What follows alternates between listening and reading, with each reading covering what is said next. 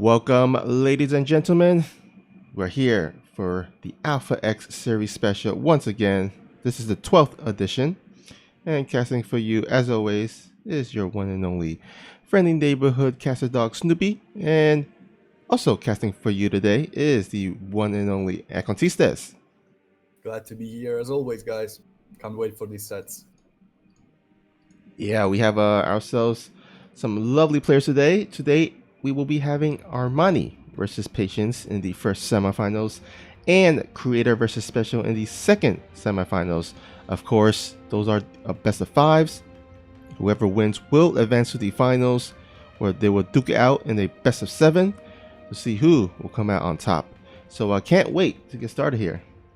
Yeah, I'm especially excited for Creator. Last week was an exciting show of skills, and I can't wait to see him today as well, to see how he will perform, what he will bring to the table this time. Yeah, for sure. By the way, I would be remiss to not mention that at about 7 a.m. Eastern Daytime, which is about, I guess, 4 hours or so from now, we do have ourselves the King of Battles KB International Championship Group C of the round of 16. That's going to feature, of course, Rogue, Hero Marine, Showtime, and Zound. And that is going to be casted on our Twitch channel. It'll be twitch.tv/alphaxse2. And we have ourselves a special caster today joining with us. It's going to be Zombie Grub joining with our very own Kozen to bring you the action of Group C. So make sure not to miss that. Yeah, it's gonna be especially exciting. Zound, one of his first times actually facing off some top tier Europeans in Hero Marine and Showtime. Of course, Rogue, still big favorite of that group. It's gonna be a great one, guys. Make sure to tune in. It's gonna be a great group. For sure. All right. While we are about to get started with our first semifinals, I want to go ahead and just mention that there is a pinned message at the top of the chat board or in the info section right below the video player. That will kind of show you the Matcherino page for this event. If you head on over there, you can go ahead and enter the coupon code AX178, and that will add an additional 50 cents to the prize pool and help out the players. So make sure to tune on over to the Matcherino page quickly and enter that coupon code. And of course, you can do the sponsor quest on the right side to add some additional funds to the prize pool. And if that is not enough, if you want actually the replays of this event, you can do so by purchasing the replay pack over at the Matcherino page, the marketplace, I believe. Yeah. So yeah, just head on over there and check it out. We're almost ready to go. Just waiting for the players to give us their ready checks. But it's gonna be on Death Aura. First set of Armani versus Patience. A little bit of ZVP action. And you know what? This is gonna be an interesting one. Both players really up and coming lately, so it's gonna be a good one. Yeah, both of them are, just solid Korean players. Never want to have them specifically in your group because they're just so dangerous. Patience, of course, always known for me personally as the one that really does those aggressive Blink Stalkers plays. Usually, a lot of Protoss players wouldn't, in certain situations, do the aggressive blink forward. But Patience, he's got some kahunas to go ahead and do so. And then Armani on the other side, of course, he's of course Armani, the first of all the best suits, and just a strong Zerg player. All right, it's time for our first set of today's stream. We have here in the bottom right hand corner the red Protoss player playing for Team Alp. one and only Patience. And spawning here at the top left corner of the map is the blue Zerg player. Hailing from Afrika Freaks, it is Armani. Already checking for any possible proxy or just hatch block. None of the likes is gonna be coming from Patient, who's actually not gonna scout up until Gateway, which is I mean, it used to be the standard, but lately, like, everyone is trying to hatch block at least. Yeah, So, the excuse me, the meta, excuse me, the meta of the these days, I guess, is Protoss just constantly blocking the Zerg players, especially on this map where there is the acceleration zone, so your probe can actually make its way across the map a bit quicker. You would think Patience would do so, but it looks like he's elected not to, and might possibly do it in the future games. But so far on Death Aura, not gonna do the hatchery block. yeah, it's like one little move that can really cause a little bit of annoyance for the Zerg player. It's not like it's game changing or anything like it, but there is a good reason why, like, almost every single Protoss is doing it. So I'm actually a little bit surprised here. I guess Patience just didn't want to lose up on the fast cybernetics core. So, sorry, fast gateway. So, I mean, it's not gonna matter too much. We see our money going a little bit hand with already 8 Zerglings from the get-go, which is wait a second, this is an all-in. This is definitely all-in. He's making way too many Zerglings. Yeah, he's actually taking every drone off of gas, off the assimilator. So he is getting that extra drone to mine a bit more minerals to produce as much Zergling as possible. He is taking a third base, so he's going to go ahead and, if this doesn't work out, he will try to hopefully try to catch back up by droning a lot. But still, this is going to be a scary attack soon for Patience.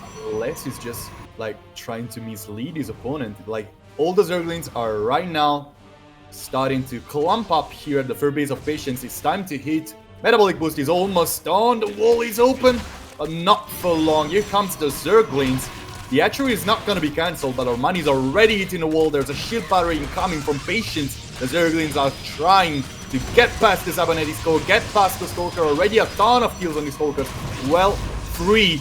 And the wall still stands, but Patience is gonna need to use a lot of resources. Here comes the rest of the Zerglings. Our money pushing that ZK so strongly. There's a 1 sentry incoming, but it's not gonna be a lucky one coming over there. And our money is almost breaking the wall.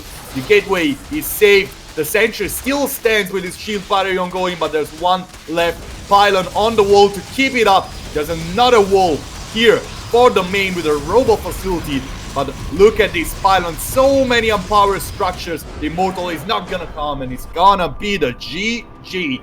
Game 1 ends with a disaster for Patience. Oh man, coming out with a swing here, and I love actually the choice to go for that, because it is a great map to go aggressive.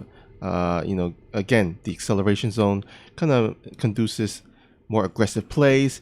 And of course, Patience wasn't able to scout it as quickly enough. And unfortunately, if you can't scout it, it is really difficult to hold. Yeah, like, Armani exploiting the lack of a probe scout, exploiting the lack of an hatch block. Every single thing was working in his favor. And you know what? When there is some maps such as Death Aura, you can play aggressively, you can hide stuff pretty easily, and Patience wasn't really prepared for any of that. So, good show by Armani, but it's still a pretty cheeky victory. Nothing to, like, none of the two players have really showcased any kind of like late game play, build orders, and stuff such as that. It's gonna be like a quick victory, but one that comes more for a mistake out of Patience than out of a really clever play by Armani. Yeah, now that you mention it, that is a good point. I mean, this is the first game of the series, so bringing out a cheese, not revealing your strategy, not revealing your hand, not revealing your builds, that is gonna actually be pretty good for Armani. So that means that in the next, I guess, potentially 4 games or so, if it reaches that long, he has the ability to kind of change up his strategy throughout. And there's only a certain amount of builds that you could keep in mind or keep in your head. So if as much as you can, kind of save it and pull it out of the hat is always a great thing. Yeah. Like sneaking out a victory such as that in game 1, like there is no better beginning for any series. That's one of the reasons Maru's or Dream as well lately like their proxies, their cheeky victories in the early stages of a series so much. But it's time for the number 2 of these best of 5. We're on Pillars of Gold. And we're in the top right hand corner, where the red Protoss will try to take his revenge on the blue Zerg. Playing for Team LP alien from Korea, it is Patient. And spawning here at the bottom left is the blue Zerg player, looking to extend his lead to 2-0. Can he do it? He is from Africa Freaks. It is Armani. And once more, Patience not gonna even try to hatch block, but the scout is gonna be a little bit more proactive this time, it seems. He's not gonna wait much longer. Pillars of Gold, quite the large map, so I'm not expecting another cheap play from Armani. But you know what? You can always expect something very aggressive coming from this Zerg player. Yeah, I mean, but it is a bit harder, as I would say, on this map, just because the choke area, the ramp area is actually a bit easier. There is actually an upside ramp, so compared to Death Aura, where it's a flat land ramp, it's a bit more difficult. You would need, of course, the Overlord vision, of course, which you should be able to, but still, it's going to be an uphill ramp nonetheless. Yeah, and let's remember, like, Death Aura was the map of choice of Armani, and Death Aura and Pillars of Gold was instead chosen by Patience. So Armani really did have a plan for the beginning of that series, while Patience was a little bit of the mercy of his opponent, at least in game number 1. Here we see a little bit more of a standard play from Armani. Make 2 more queens and get a third, while Patience is gonna start it off with some Stargate action. Nice. Stargate is, of course, so safe. Usually one of the safer builds. Of course, Protoss has been lately going for a bit more Twilight play.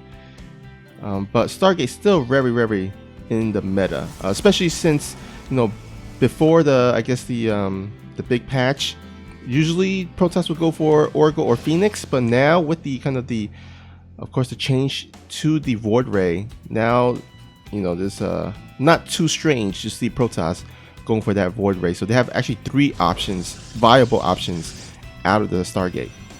Yeah, it is a very safe option to get the Void Ray, and you can really double it down with more aggressive styles.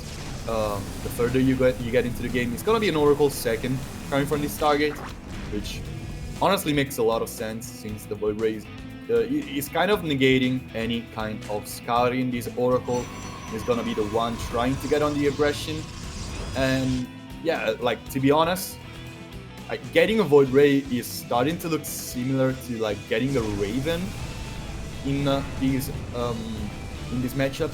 Like, of course, you have to kind of sink some resources into it, but as well as the Raven, it kind of makes up for so many holes in the defenses of the race. Like, Terrans, of course, need to have that safety net against lurkers, and here the Protoss instead, the Void Ray kind of counters basically everything that the Zerg can get up until tier 2.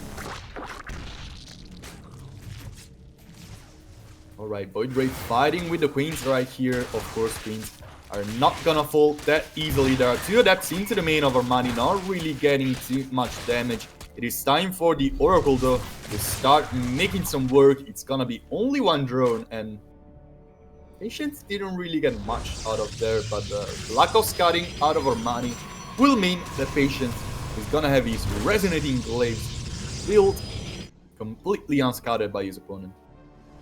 Yeah, I think that's going to be the main danger here. Once the Resonating Glaives does finish and he moves out with a bunch of Adepts, does Armani or will Armani have enough units to defend? He is getting his Baneling Nest, which should ideally do pretty good against Adepts, but I mean, if the Protoss does split well, then it kind of really mitigates the splash damage of the Banelings. It's kind of like Banelings versus Marines. Banelings, yes, counters Marines, but if you can split the Marines really well, then that doesn't really matter, right? Yeah. There is a Warp Prism with this, which is kind of, I mean, not really you see a Warp Prism be committed with this after a Stargate, because it kind of delays a little bit too much every single other part of your build. It's not like Adepts can end the game on their own. They can get some damage, yes. They can force units out, but you can see how many Queens are already out right here. Of course, yeah, that's not gonna take a very good fight to this. Multiple Banelings gonna get very good connections, but the Adepts are right now committing onto the ramp. I'm not too sure about that good splits coming from Patience, but it looks like in the end not much damage is gonna be dealt by the Protoss player here. But that's eating the 4th base out of Armani. And you know what? I don't really know about this. There is a Spire coming from Armani, and Patience doesn't really look like he has much to deal with what Armani is building up right now. Many Zerglings and a Spire incoming, +2 melee attack. And you know what? I would like to see Baneling speed being started. Yeah, I mean, he might be saving it for the Muleless, but it's always great to have the Baneling speed to connect on those Adepts. But in the meantime, the question is, can Patience scout this Spire in time? He is getting the kind of the blink as a premeditated counter. Oh, look at the bird! Wow. These stasis war, even in the natural. Wow, what a distraction in the main. Getting 2 amazing stasis wards on the natural and the dirt, while also getting a good scout in Patience. Like, he's that kind of player who just, you know, he always has an ace up his sleeve. He always knows how to recover from any game. And look at these drones. Not really mining up until now. Finally, they start mining back again. But 15 mutas are incoming, yes. But Patience has bought himself quite some time. Yeah, I mean, his blink is about to be finished. So this looks like to be a really great timing attack, as the Muleless will have to stay home instead of flying over to harass. And can he take down this hatchery? It looks like Armani is just waiting, biding his time. Oh, beautiful force fields out of Patience. These mutas are right now trying to fight with the key units of Patience, but without any support, they're just gonna fall to the Stalkers. These force fields were the true MVPs of this fight, and right now we have a Zerg player on 3 bases. Okay, mutas are out, but Phoenixes are starting to pump out. Blink is down, there are a bunch of Stalkers, and those 2 Warp Prisms actually are way too safe for Armani to take a fight head on into the Protoss army. He's looking for a counter, and you know what? That's a lot of Zerglings. Patience kind of needs to recall something, but he will still try to commit multiple forces to the 3rd base of his opponent. The Zerg is breaking through here in the natural of Patience, getting so much damage so quickly. His mutas still down at +1, but those are +2 Zerglings that deal so much damage. Both players losing way too much, but Patience is splitting his army in 2, and he's hitting on multiple sides. We see Armani really trying to destroy any kind of economy as quick as possible. The Phoenixes are right now trying to bring the fight to the Mutas. It's gonna be a very tough one for the Zerg air units, but the Phoenixes kind of stopped in the air. Patience losing all of his Phoenixes. Right now the recall comes, and that's a very high number of Stalkers to deal with very little Zerg units. Photon cannons, shield batteries, adepts, everything did their job for Patience, who's still hitting in the main of Armani. That's a tough one for both players. Patience has the stronger army, but he has no economy whatsoever. The Mutas and the Zerglings trying to bring the fight to these adepts. They're gonna fall. These Zerglings eat like a truck. And you know what? This is a tough one right now. Patience as the army. He just needs to be a little bit more aggressive than his opponent, while Armani has completely destroyed his economy. Yeah, 0 probes for Patience. Armani does have 22 left, but does he have one? Okay, he does have a few outside of the natural, so if he needs to, he can make a hatchery across the map. But this Protoss army is going to go ahead and hit the natural. Drones being pulled, a huge surround. Mutalisk on top of the army. Is it enough? With some Warp Prism Michael, he might be able to, but looking like Armani will take and clean up the rest of the ground army. GG, Armani will take game number 2. What a beautiful call by Armani, deciding to counter instead to fight the army head on. This is possibly one of the hardest calls you can make in this game, and that was so well thought out by the Zerg player. Yeah, absolutely. And you know what? He played to his strength. What is Mutalisk great at? They are great at base trades. So he utilized that decision or the advantage and made the decision to go for the base trade instead of defend. And that was a great call. That was definitely a great call. It was looking quite troublesome because that first big attack, the force fuse was so beautiful. That was like MC level Wings of Liberty force fuse. It was just absolutely perfect. But Armani was like, you know what? You can take that base. I'll just go for the base trade. Yeah, every single part of the play out of Armani was really beautiful. Patience really did some nice trick. The stasis boards, the force fields, of course, you talked about. A little bit of damage into the main while the stasis boards were happening. His build was very solid. But in the end, once Armani was taking that tiny bits of advantages throughout the board and decided to go for the base trade, decided to go for the dangerous call, it all started to crumble so quickly for Patience. Every single tiny bit of comeback damage he dealt up until that point was completely thrown into the sink. And it is a great play because it wasn't, it isn't even an up play. Like, Patience cannot really do much out there. He cannot really recall his army because that Zerg army can just fly back home. The Zerglings can be sacrificed, and at that point, that's the reason Mutas are so good at base trading. They can get in and out so quickly. They get so much map control, and there was no reason why Patience needed to go back home to deal with that army instead of trying to bring the damage to Armani. But Armani was just a little bit more quick on his reactions and kind of defeated the purpose of Armani's Patience comeback attack. Exactly. And all right, looks like we're about to head into game number 3. Looks like Armani needs to go to the toilet for 1 minute. So while we wait for Armani to get back, let's go ahead and take a look at one of our lovely sponsors in Carhartt.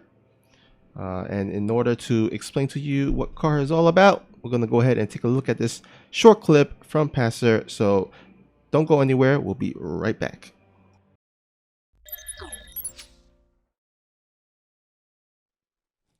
Today's awesome content has been brought to you by our sponsor, Carhartt.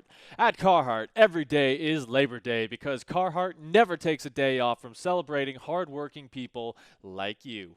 Since 1889, they've been building gear that has your back 24/7 with tough and trusted workwear like this. From running repairs to running errands, their men's mid-weight hoodies keeps you comfortable on the move. It's made of sweat-wicking fabric that's cut to give your arms a full range of motion. Its full zip layer also fights job site stains so it can last through several seasons of hard work. They're also built with force technology to wick sweat and dry fast. The fast dry technology wicks away sweat while the stain breaker technology releases stains. So be sure to check out our events page for their sponsor quest or visit them anytime at carhartt.com. Now back to the games. All right, welcome back, guys. Thank you, Pastor, once again for letting us know what Carhartt is all about.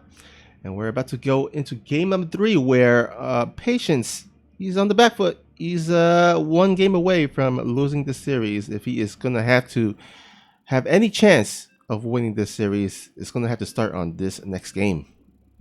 Yeah, we're going on Oxide. Once again, map chosen by Armani, and there is one thing that Oxide and F Aura have in common, and that is a very short rush distance. Both these maps are a little bit deceptive. Like, it doesn't really look like the rush distance is so little, but natural to natural, there's very little rush distance. But let's get into introductions. We're in the top right hand corner. As I was saying, we're on Oxide, and we're looking at the base of the red Protoss player playing for Team LP. He needs 3 in a row to beat his opponent. It is Patience. And spawning here at the bottom left, looking to clinch the series and head straight into the finals with a dominant 3-0 win. Can he do it though? He is from Africa Freaks. He is Armani. Beautiful, beautiful gameplay by Armani today. I'm really looking forward to see what he will bring in more of his games today. But you know what? We'll talk about it later, because the first structure from Patience is a very interesting one. Ooh, we're gonna have ourselves some cannon action. Alright, if there is one thing that Special can do, Special Patience, can do to bring this series back into his side, is this one. Look at his sneaky pylon behind them. Natural of Armani, still unscouted. Armani isn't really expecting it. He's sending the overload out. And there is the first photon cannon incoming already. Patience. Both probes really on the aggressive side. And Armani still absolutely no clue about this. And you know what's so strong about cannon rushes on this map? A photon cannon just outside the edge of the neck of the main can hit the extractor in the main. And that's always very, very strong. Here comes the cancel from Armani. Clutch one indeed. But the photon cannon rush is there. And Patience can go back to macroing. Look at the supply block out of Armani. That's a disaster. Yeah. Is he going to cannon rush the third? I mean, I wouldn't be surprised because, you know, he didn't really commit too much to the natural, right? He only made 1 cannon. It's not like he made like 2 or 3 cannons. So if he wanted to, he might be able to. But I think he's going to go ahead and, you know, not do so because the lings are out. There's always that potential of the lings getting on top of the cannons while it's being made. So he's just going to go ahead and actually make the cannon back at home and make sure he's safe and transition to the later game from this here on out. It's a little bit of a bummer for Armani. Of course, he's still gonna get 2 actual reserve ones. He's still gonna try to get his economy out as quick as possible.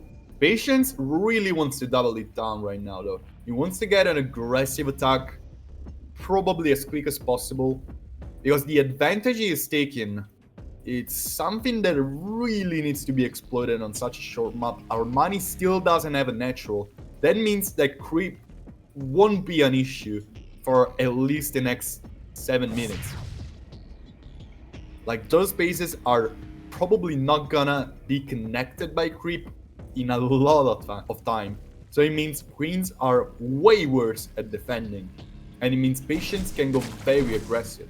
Yeah, and I think he's thinking the same thing. He's getting the Twilight Council. He's not getting a Stargate or anything. I think he's gonna go for the Glaive Adept timing, and it's gonna be so hard for Armani because he's not gonna be able to travel his queen back and forth to help defend, right? So all that's gonna be able to really defend is maybe a queen and like a bunch of lings. Armani is not really committing too much to the scouting as well. There is an Overlord going into the main, but he needs to be careful. Losing an Overlord right now means losing on precious supply. Okay, he's gonna scout the Robo. He's also gonna scout these two gateways being dropped by Patience. Here comes the Sulker. It is going to be that Overlord shortly, but it's still gonna be a pretty good amount of scouting. The Twilight Council is also gonna be scouted. Armani knows exactly what is up right now. And Patience, that's a lot of gateways, my friend.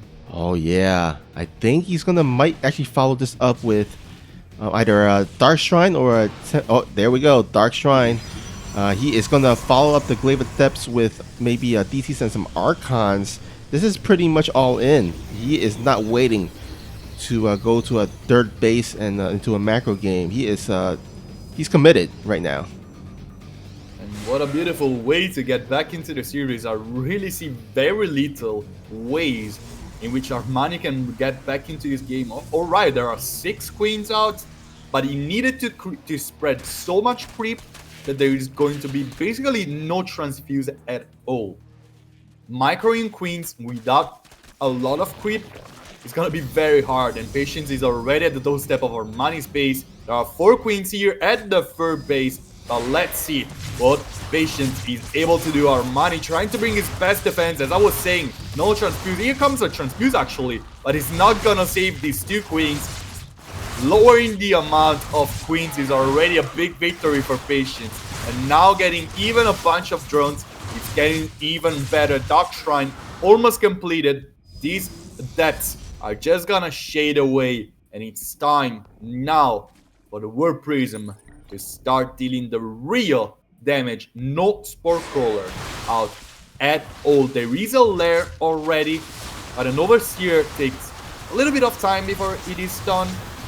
So Dark Templars can really bring a lot of damage into the table. Armani, on the other hand, not really making any drones. He's just getting defensive units, Roaches, Ravagers, Glide Reconstitution, and +1 ranged attack. Here comes a little bit of a surround on top of the Adepts, trying to shade away. They will complete their shades, but there is no natural to fall into. And now it's time for the Dark Templars at the third base to start dealing the damage. Still no Overseer. Here comes the first one out of Armani's game. And these Adepts are buying so much time for the Dark Templars to start dealing damage. It is getting insane. The amount of drones falling by the second is through the roof. Here comes the first Overseer, but the Queen is still going to fall. Drones transferred left and right, and Roaches cannot really find a good way to deal with the Adepts. This Warp Prism is desperately trying to keep these Dark Templars away. It will fail at its purpose, but the Adepts are still railing down disastrous damage to Armani's economy. The all-in is Frudo, and Patience has not won yet. What does he fall back into? 46 workers, a third base incoming, but it's gonna be a very, very tough defense against these many Roach Ravager Zerglings. Yeah, right now is kind of probably the peak time for Armani to have any chance of winning. He does not want to make it to the later stages. And oh, nice catch on these Immortals. That is huge. It's a very, very big disaster for Patience. He dealt so much damage, but still, he's at the mercy of Armani early game.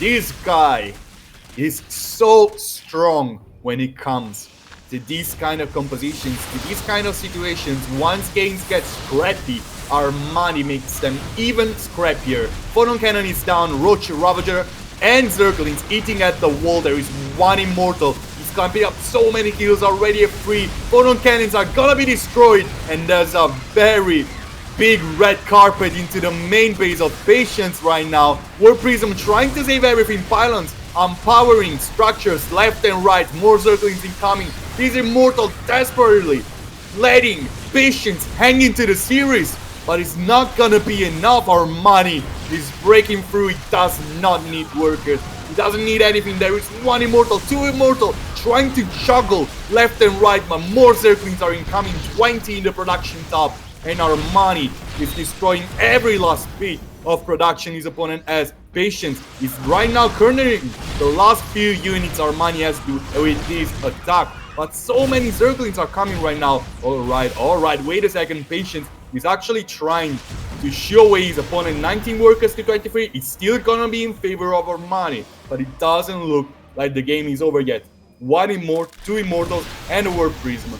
That's a very iconic duo, and these many Zerglings are making it even harder for Patience to hold.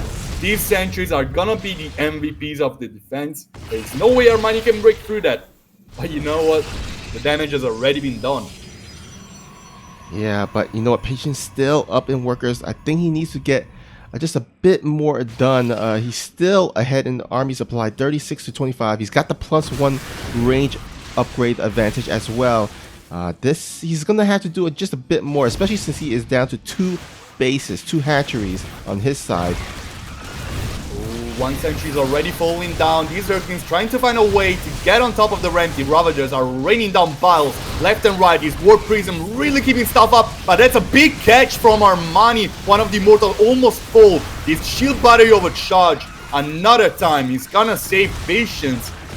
What is his game? Armani trying to break through, but losing those Ravagers, not what you wanna have. GG gets gold, and it looks like Patience has held. It's gonna be the first game in the series going in favor of the Protoss player. What a close game. Wow. I thought initially Patience just had it. Like, it was his game to lose, and then it was like Armani was like almost there, almost turned it around, and luckily for Patience, that shield battery went up. He was able to do the shield battery overcharge and just slightly just managed to pull out that win. And it was really crazy how he kind of hang by a thread in this game with those 2 last Immortals surviving through anything. And let's not forget, like, in the beginning, Patience lost so many key units. He lost all of his sentries, he lost all of the adepts, he lost 2 Immortals. He lost 2 Immortals at the beginning of the counterattack from Armani, and he still held. It was kind of crazy. Yeah, I was like, oh man, that is. I mean, I'm a Protoss player, so like, you know, when those 2 Immortals got surrounded, I'm like, I felt it. I was like, you know, I've had those moments where your army just gets surrounded and out of nowhere, and you just feel like, oh man, I think I'm about to lose. I think I'm about to throw this game away. But patience. He had the patience to hold on, pulled the probes at the right time as well, and just he just has some nice Warp Prism micro as well to finally hold on to the defense.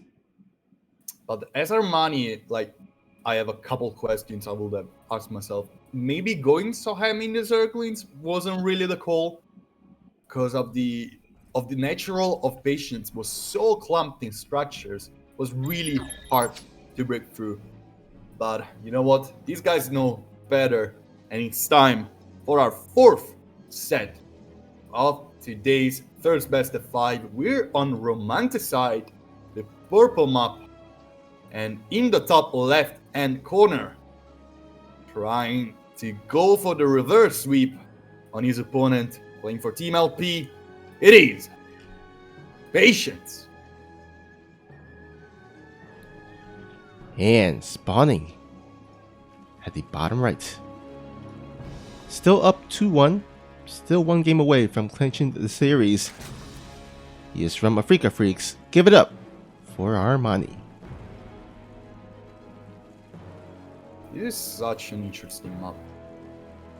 Gives me like Thunderbird memories, but a little bit less wacky. A little less wacky. I like that.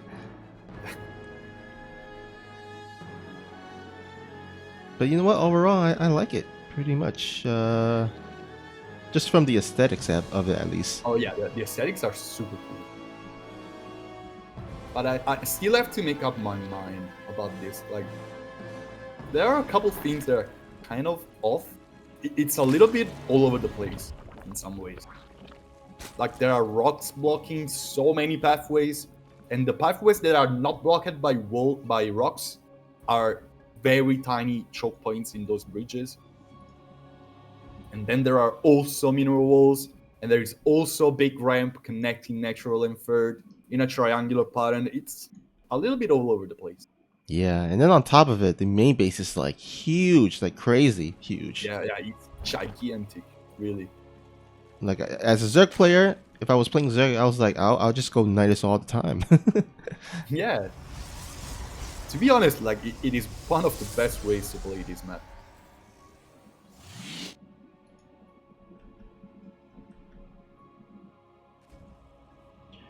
Yeah, so that means it's gonna be a bit harder for Zergs to scout, which means that I don't think Zergs will benefit much from sending that second Overlord to the right now the right side of the main base of Patience, because I can't imagine that Overlord will be able to dive in deep enough to scout what Patience is going for, and it looks like Patience is going for that Stargate opening once again. Yeah, it's in a very good spot as well. Very hard to be scouted whatsoever. But in the end, like whenever you go on a very large map, it's kind of figured the Protoss kind of has to go Stargate because it's a better option. It is up to Armani. Yeah, I was about to say this. It is up to Armani to decide how to react to that. And you know what? 22 Zerglings in a production tab looks like a reasonable way to just say, nah, I'm not gonna play this map. Oh my god, he is pulling the boys as well. He is going for that famous build, or not famous build, the famous strategy of pulling the boys, getting that surround. But look at that patience. He is already parking his probe, ready to throw down a structure. Oh man, he is he's aware of this. Is the probe? Oh, the probe!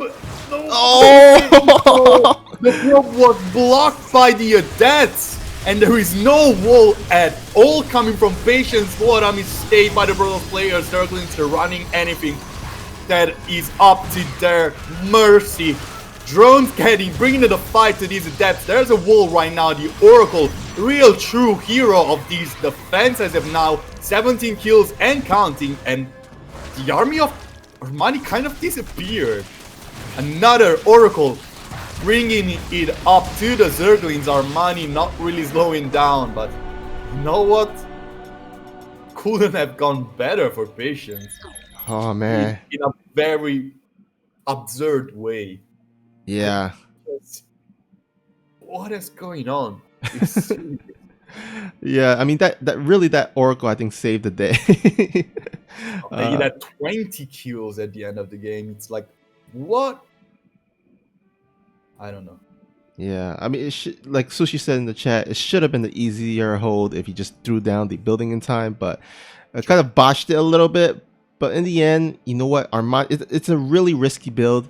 You have to do significant damage with it because not only are you cutting off drone production, but you are pooling whatever amount of drones that you already have to go across the map to potentially die.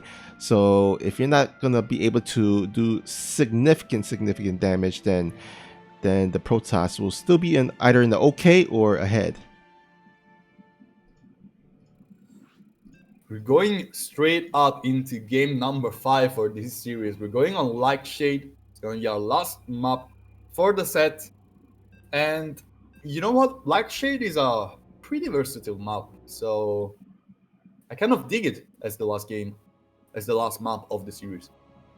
Yeah, it's a very interesting map, but we'll get into it right after these player introductions.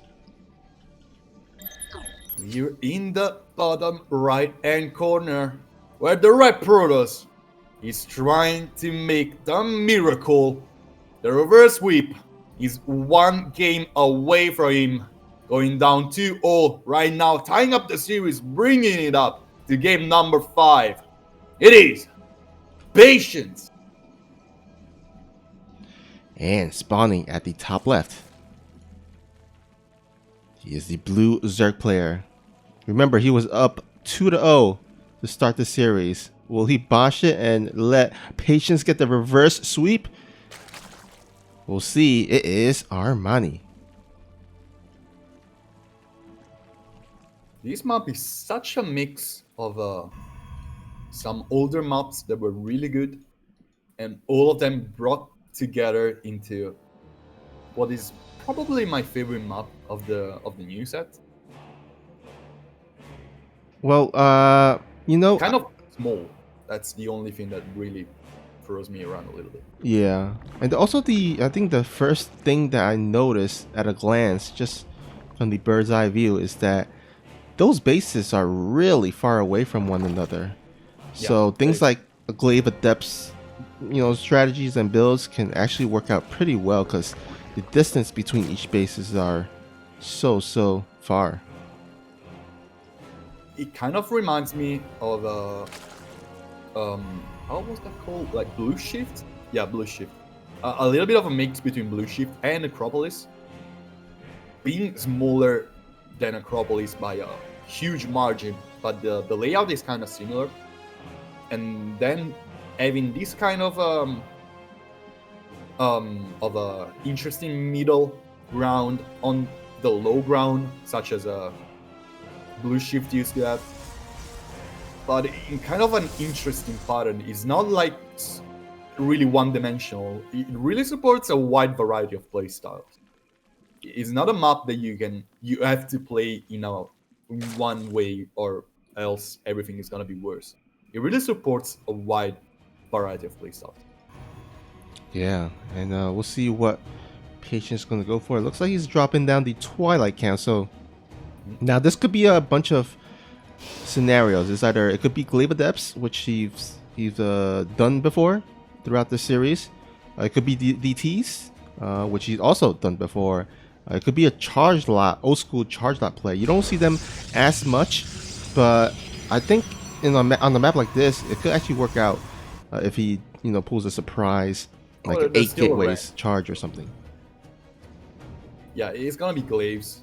Like it is the most obvious choice, but of course there are very many different kind of ways you can bring the pressure to the Zerg. It looks like Armani is not gonna get a full scout into the main. This Overload is a flying into safety on the pillar. Ooh. 8 life left. That's a lucky Overload, if I ever seen one. Armani, on the other hand, is playing a very standard game. Getting a quick fur, 330 Roach Warren, perfectly on time. He's not gonna get an early lair. He's spreading out a lot of units to get perfect scouting. He's kind of waiting for this. Yeah. Using an defensive stance, and he's just kind of waiting for his opponent to punch him, to block the punch. Yeah, well, right now he doesn't really have a lot of vision of Patience base. Again, this is one of the maps similar to the last one where the main base is like really huge, so it's difficult to get the Overlord Scout. He does get finally the Overlord Scout, but McGlaze is about to finish. This is going to be a late scout, so luckily for Armani, he does have his early Roach Warren, so he's going to be having early access to that to help defend against this. Oh, Patience kind of not acknowledging the total lack of defensive out of Armani. Here comes the first few Roaches, 3 of them in the making, a ton of Zerglings in the making. And there's also Spinecrawler here in the third base, which is going up. But the Adepts are shading into the main right now, bringing the fight to the Queens. One of the Queens actually just falling right now. Shade is gonna get cancelled. And it's time for Armani to start going past these Adepts. The Observer is out, is coming to stop this creep from going way through the roof. Roaches and Ravagers are right now trying to bring some Biles on top of the Adepts. The Adepts are definitely gonna complete the Shade into the main. That's a little bit of a misplay from Armani. Letting this Shade complete is of course a huge boon to Patience attack, and these Adepts getting some damage already. Shading away here at the natural, bringing more damage into the mirror lines of Armani. 8 drones down and counting, because a Warp Prism is in the main, leading more Adepts to the charge. 10 drones killed, and Armani is gonna be finding himself 10 workers behind. While Patience is setting up for a big all-in, actually. 3 more gateways incoming, an Immortal is already out, and a second one is short to come. Probably right now Patience wants to kill a bunch of creep tumors to keep this creep from spreading, and Armani really needs a bunch of units. Yeah, he is making a bunch of Zerglings right now. Now, because of that, he is gonna. Oh my God, he's gonna catch another 2 Immortals out in the open. Oh wait, the Warp Prism actually trying to save them, and we're probably succeeding to that. It was a little bit of a misplay from Patience, but I don't really like the decision out of Armani to actually counterattack. Shield Battery Overcharge is very much a thing in this matchup, and it really makes up for a tough time for the Zerg player to break through. There's a bunch of Ravagers, so I do like that. The Warp Prism is gonna keep these Immortals safe, and look at the force fields already going up. No Shield Battery Overcharge issued yet. The Adepts are trying to get into the wall to bring the fight to Armani's Ravagers. These Immortals in the Warp Prism are really trying to do as much as possible. Shield Battery is out of juice right now. There's way enough energy to use the Overcharge, but the Cybernetic score has already fallen. Immortals trying to flank with the Warp Prism, but that's so many Ravagers. Shield Battery goes down, there's another one in range, and the Adepts kind of decided to kill the gateway. They don't want the choke point, they want to bring the fight to the Zerg, and Armani will decide for the better to disengage for now. Yeah, remember, he went all in on this, so he does not want to be on the defensive side. He wants to break that gateway, get out of his base, and go for the counterattack. But Armani setting up a kind of a little bit of a two-way flank, two-side approach I here. don't know about that. I really don't know about that. There's still a ton of force fields at the ready, and so many Adepts out, and 4 Immortals. It's gonna be such a tough attack from Armani, who's really not getting any kind of mining at all right now. 35 workers will not lead you anywhere. Armani is totally all in. Immortal still bringing the fight, and that's some beautiful force fields already, locking out a bunch of Ravagers. Here comes the surround. The Zerglings finally get some surface area on top of the Immortals. The Warp Prism will keep them safe. But it's time for Patience to go for the aggression itself. Shades trying to get on top of the Ravagers, and here they come. Beautiful Ravager Biles are still gonna rain on top of these Adepts, but the Armani's army is really not strong enough. These Biles getting 2 Immortals at once. Here comes the Shade, getting ahead of the Ravagers to block them from escaping. The Immortals right now chasing the Sentries are going down. Armani is really bringing the Micro back into this fight, but there's not enough Ravagers. Shades relentlessly going forward. The army of Armani is crumbling every second that passes. 2 Immortals still up. A Warp Prism trying to bring even more reinforcements, and Armani is on the back foot again. Yeah, I mean, if it wasn't worse enough. Oh, that's the nail in the coffin for Armani. Patience wins the series 3-2 with a sick reverse sweep. Yeah. Oh man. We ended the King of Battles Group B with a reverse sweep, and looks like we're starting with a reverse sweep here on our Alpha X Series Special 12th edition, and well played there by Patience.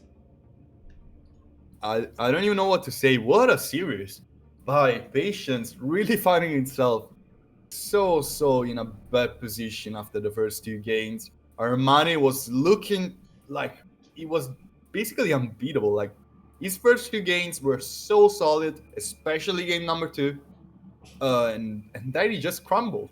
Patience playing the better StarCraft. And yeah, Glaive Adept, good build. Glaive Adepts, definitely a great build. And looks like Patience will advance to the finals. He will be facing against the winner of our upcoming series, our second semifinals here between Creator and Special. So we're going to go ahead and get that all set up. But in the meantime, we're going to go ahead and go into a 2-minute break. But before we get into that 2-minute break, let's go ahead and check out one of our lovely sponsors in Wicked Cuz.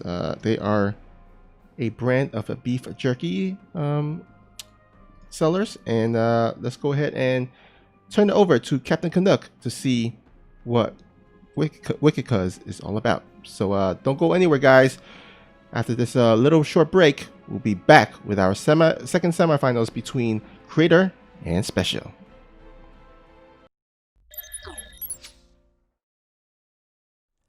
Our newest sponsor, Wicked Cuts, will blow out your taste buds with their premium craft jerky. And they have something for everyone.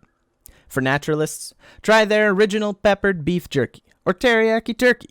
Both are made with 100% natural ingredients and are gluten-free. Looking for something tender and mellow? Try the orange teriyaki beef and applewood bacon jerky, which are sure to hit your sweet spot. For the truly wicked, you can run the heat gauntlet, from sriracha-style bacon to volcanic jalapeno beef. If you can handle those, you might be ready to RIP into a bag of wicked hot Carolina Killer, spiced with Carolina Reaper, Scorpion, and Ghost Peppers. Not only are they sponsoring this tournament with quests, but they are offering a limited discount code of esports25 for 25% off for a short period of time. Go check out their products on Matrino's quests, and be sure to use the code esports25 at the checkout for that additional 25% off. Thank you, Wicked Cuts, for supporting our esports tournament and being the tender side of jerky.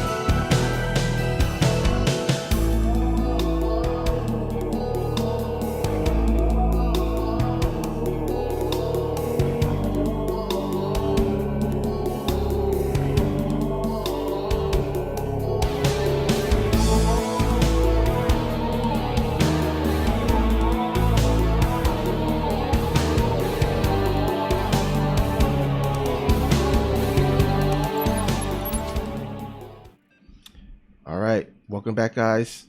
Oh, looks like we have. Okay, there we go. I have your webcam up there. Oh, wait, what happened?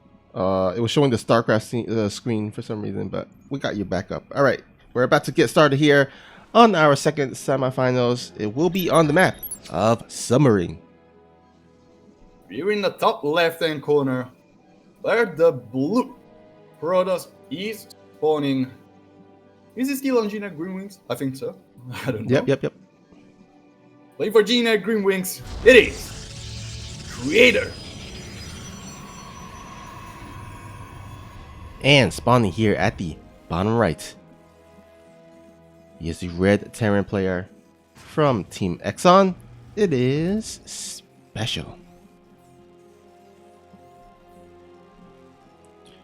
All right, Kayuri in the chat saying, who are we rooting for? Who are we cheering for? Akonti says, I'm gonna put you on the spot and ask you who you think will win and who you want to win. I mean, this is such a tough one. I love seeing Creator play. He's one of the most entertaining Protoss players out there. But it is Special. Like, I just cannot hold myself from cheering for Special. Like, I just love the guy. He's such a funny dude. He's such a weird guy as well. And it's always enjoyable to have a conversation with him. So I'm just gonna cheer for him. All right, since you're cheering for Special, I'm going to go ahead and cheer for Creator. He is one of the nicer guys out there. I remember back in the day, actually, when streaming and streamers basically were offering replay packs.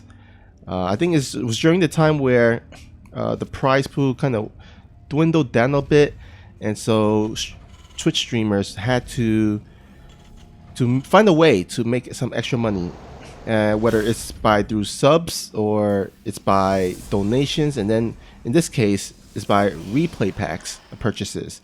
And he was one of the guys that did the consistent selling of his replay packs, and I always loved that he allowed other his viewers to purchase them and study them and try to get better at the game through his builds.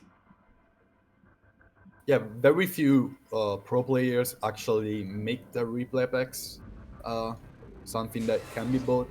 So it is a very good thing for him to do. I understand why you're cheering for him. This is an interesting matchup on this map especially. We see Creator already hiding down a probe. Gonna go for Blink Stalkers most likely, while Special... Ooh, wait, Bunker is gonna be delayed for quite a bit. Well, the command center is gonna be delayed for quite a bit. But in the end, Special is going for a very standard build himself. Expecting probably Widowmine dropped, but we will see. Yeah, now I think Creator, in the midst of microing his adepts, forgot to build a proxy pylon at the bottom left, or unless he just used that as a kind of a probe to hide and then make a proxy pylon for those Blink Stalkers. For a second, I thought he was making or going for a proxy Dark Shrine, but it looks like he's just gonna go for a proxy pylon to warp in his Stalkers that he is gonna have Blink with. So, how many gateways is he gonna have? He's gonna be at 3, so not a crazy amount right now. He's also gonna be adding up a global facility. And there is a Raven incoming from Special. So this is not gonna be an all-in. It is still a pretty aggressive one. But still a pretty aggressive build. These aliens are trying to get some study information, of course. Not gonna get much aside from it being Blink Stalkers, but it's kind of always Blink Stalkers in this matchup. That's pretty much the most safe and at the same time the most aggressive way to play the matchup. So yeah, it's kind of been the go-to build for quite some time right now, right? I mean, recently we've seen kind of a bit more Phoenix play and also a bit more Disruptor plays, but Blink is always a solid go-to. Yeah, indeed. And it keeps such a good amount of map control. It really can net you some cheeky wins by sniping down some key units. It is always good to have a very mobile unit for the Protoss player in the early game. One that's not really too expensive to replace, one that keeps being useful throughout the whole game. Blink Stalkers in this matchup are just an overall safety measure. Oh, here they come. Actually diving on top of the tank, that's what I meant by sniping down key units. That's a tank for a Stalker. That's a trade that you're always gonna take as a Protoss player. Oh yeah, and also really smart play, shading in the depth, forcing the lift up of the depot so his Marines weren't able to defend those tanks as soon as possible. So really smart play there by Creator. Another two Stalkers are gonna fall to the tank and the Marines alike, but there is an observer in position just a smirk out of the range of the Raven. It's kind of crazy. The Raven actually gets sniped. Oh, that's some very, very important bits of damage. Creator kind of chipping away at special skill units. There are 2 tanks out right now. And here comes 2 more Rex and the rest of the key upgrades. We see Creator already starting to get a Templar Archives for some Storm ready to deal the AoE that is needed against Terran. Oh man, the Observer did scout the move out of the medevac, so Creator will be able to shut that down, force the retreat. I mean, Creator is just on top of it right now. Yeah, but still Special has so much army supply right now. Creator really is trying to bring the fight to Special with this Warp Prism here in the bottom of the map, but Storm is halfway through and Special is already moving out. How many Storms will Creator have for the next fight? Probably none. And that is a tough place for Creator to find himself at. Oh, he's gonna have 1. Well, interestingly, he has not moved out with his tanks, so only moving out with a small bow force. I'm not sure. It's a mistake, or did he do that on purpose? I think it was a mistake. Oh, here comes the first Storm. But the first and only Storm as of now. But it's a very good one. It's gonna get a lot of damage. These Marines, as you can see, all in yellow, orange, and red elf. And these Zealots run by in the main of Special, really forcing the Terran player to stay back home and deal with that. And that's especially good for Creator, since he's gonna be adding so many more Storms in the future at the cost of the Warp Prism.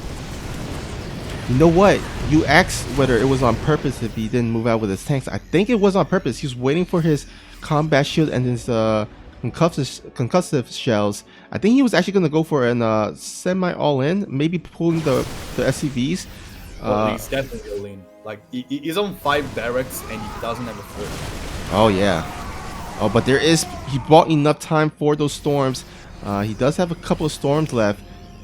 Oh, yes, 3 of them. Like, that's a lot of them. And there's 3 more I-Templars in the on the back line, sorry. Ready to clump up more energy to get even more Storm. But those are 4 things. Imagine having 5, that's a good Storm. Gonna get 1 of the Marauders. There are 2 Immortals in the main army of Creator as well. Special is trying to find a good spot to get a good siege in. But Creator kind of trying always to flank his opponent. That's a lot of good shots on top of the Immortals, which are gonna find themselves very bruised. And these Storms are really not getting the amount of damage Creator wants to get. The army of Special is split in 2. Meanwhile, back home is losing quite a lot to a Zealot run by, but he's right now sending even more reinforcements back into the fight. That's another very good Storm. He's gonna keep Special from diving forward. And how many Storms does he have yet? That's 2 on this High Templar at least. Oh, that's a good one on the Marauders, but still it's not gonna be enough. Marauders are bringing the fight into the main. Oh, that's a 6 Storm. Creator not missing a single one. Okay, here comes the first miss Storm. Oh, and that's another great one. Warp Prism and High Templars are very, very good together. Creator brings the fight to Special. And that's a very solid hold. Yeah, for sure. First of all, the Warp Prism buying him some time, distracting him, forcing the Terran army back at home to defend it. And then those beautiful, beautiful Storms. And you know what? He kept kind of poking with his Stalkers and his army in and out, forcing the Terran army to stem. By the time that last battle commenced, all the medevacs had 0 energy left, pretty much. So it was just a really, really technically great and a smooth play and defense by Creator.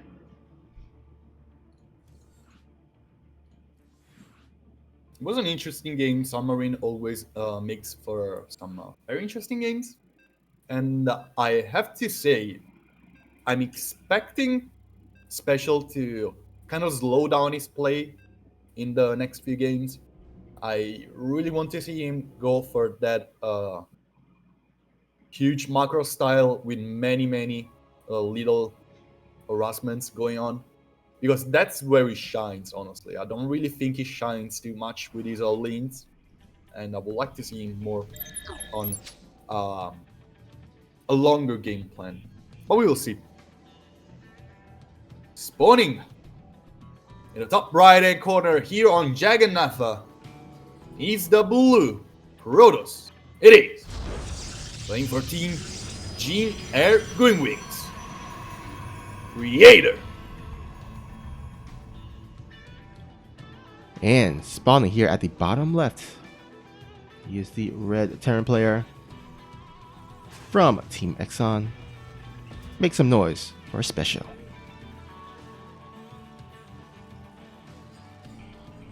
It is kind of surprising to see Special drop a map against Creator. I've seen him do this already a couple of times. That's some kind of one Rex proxy with 3 or 4 Reapers. Because this Reaper cliff is kind of obnoxious. Yeah, it's I'm still surprised that Protoss has yet to discover that you can actually block it off with probably a gateway. Just make their buildings right at the corner, and that will just block it. But I mean, it's still relatively soon into the new map pool, so I think players are still figuring out little nicks and tacks that can give them small advantages. You know what? I actually think, like, with the trick that makes Reaper jump around structures, I think you kind of need probably like 2 structures. Okay, maybe a pylon and a gateway, I guess. Oh, the pylon and gateway, yeah, probably. Yeah. Yeah, true. Indeed. But you know what? Creator went for a pretty early scout. We'll be able to scout, first of all, that there is a proxy out there, and then also the 2 gas. This is not just a 1 Rex Reaper and then just into Expo. This is actually quite committed, as he is going to tech into a factory, a quick factory. It is funny because Creator also knows the exact location of this proxy, and he still required so much micro to deal with this Reaper. It is such a good way to play the game as the Terran, and it's also very non-committal. Like, he almost gets 1 probe, he gets full scouting, he slows Creator down by quite a bit. Like, everything is good about this, with almost no negative outcomes. Yeah. So now Creator, he's going to have a little slight lead here in the economic side of things, but he still needs to deal with these 2 pesky Reapers. Yeah, it is kind of the nature of the race. Like, Protoss is always gonna have more workers than you in the early game. It is a Stargate coming from Creator. I like it on the Jagannatha. Such a long map. Of course, there are acceleration zones, but it is still a very long map. Look at these barracks zooming through the acceleration zone. Oh man, that extra jetpack fuel really making a difference there.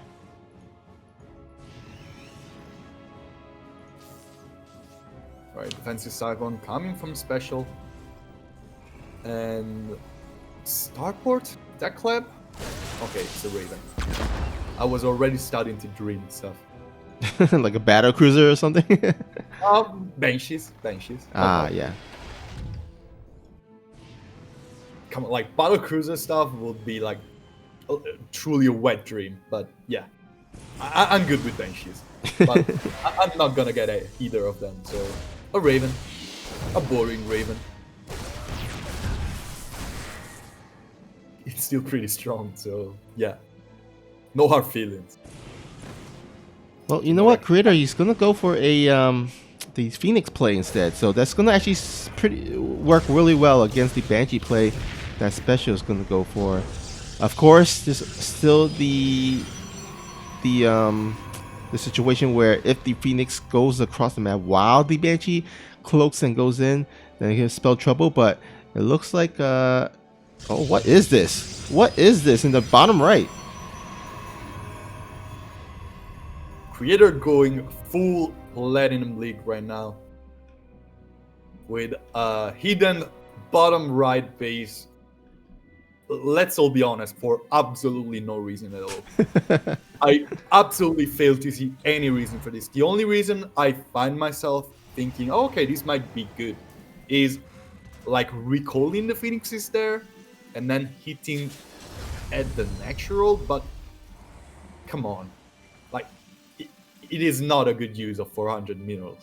Yeah, he's also getting the third right there as well. So he is pretty much, I know, either trolling special or he's mind gaming him. I have no idea. The problem will be once special starts to clump up his units. He's going for steam, he's going for combo shields, he's going for 2 medivacs. He's gonna have a very powerful drop. He has 2 cyclones for defense. While Creator is a little bit all over the place, he has 4 bases, 1 hidden in the bottom right. He has Robotics Bay incoming and the Toilet Council, and he's making Immortals, and he has 4 Phoenixes out. So I don't know if he's going to go for some kind of Blink Stokers Phoenixes Colossi play, but either way, I think he's going a little bit too wide right now, without really having anything to deal with the army of special. Okay, there's a Colossus incoming, but is it going to be enough? There's no Blink. Yeah, I think he's gonna have to rely mainly on this Colossus. But you know what? The Raven already has enough energy for the interference matrix, so having 1 Colossus is not gonna cut it. He's recalling his Phoenixes right now to try to deal with the Raven. That's a shield body overcharge. The Raven is actually very boosted. Raven goes down.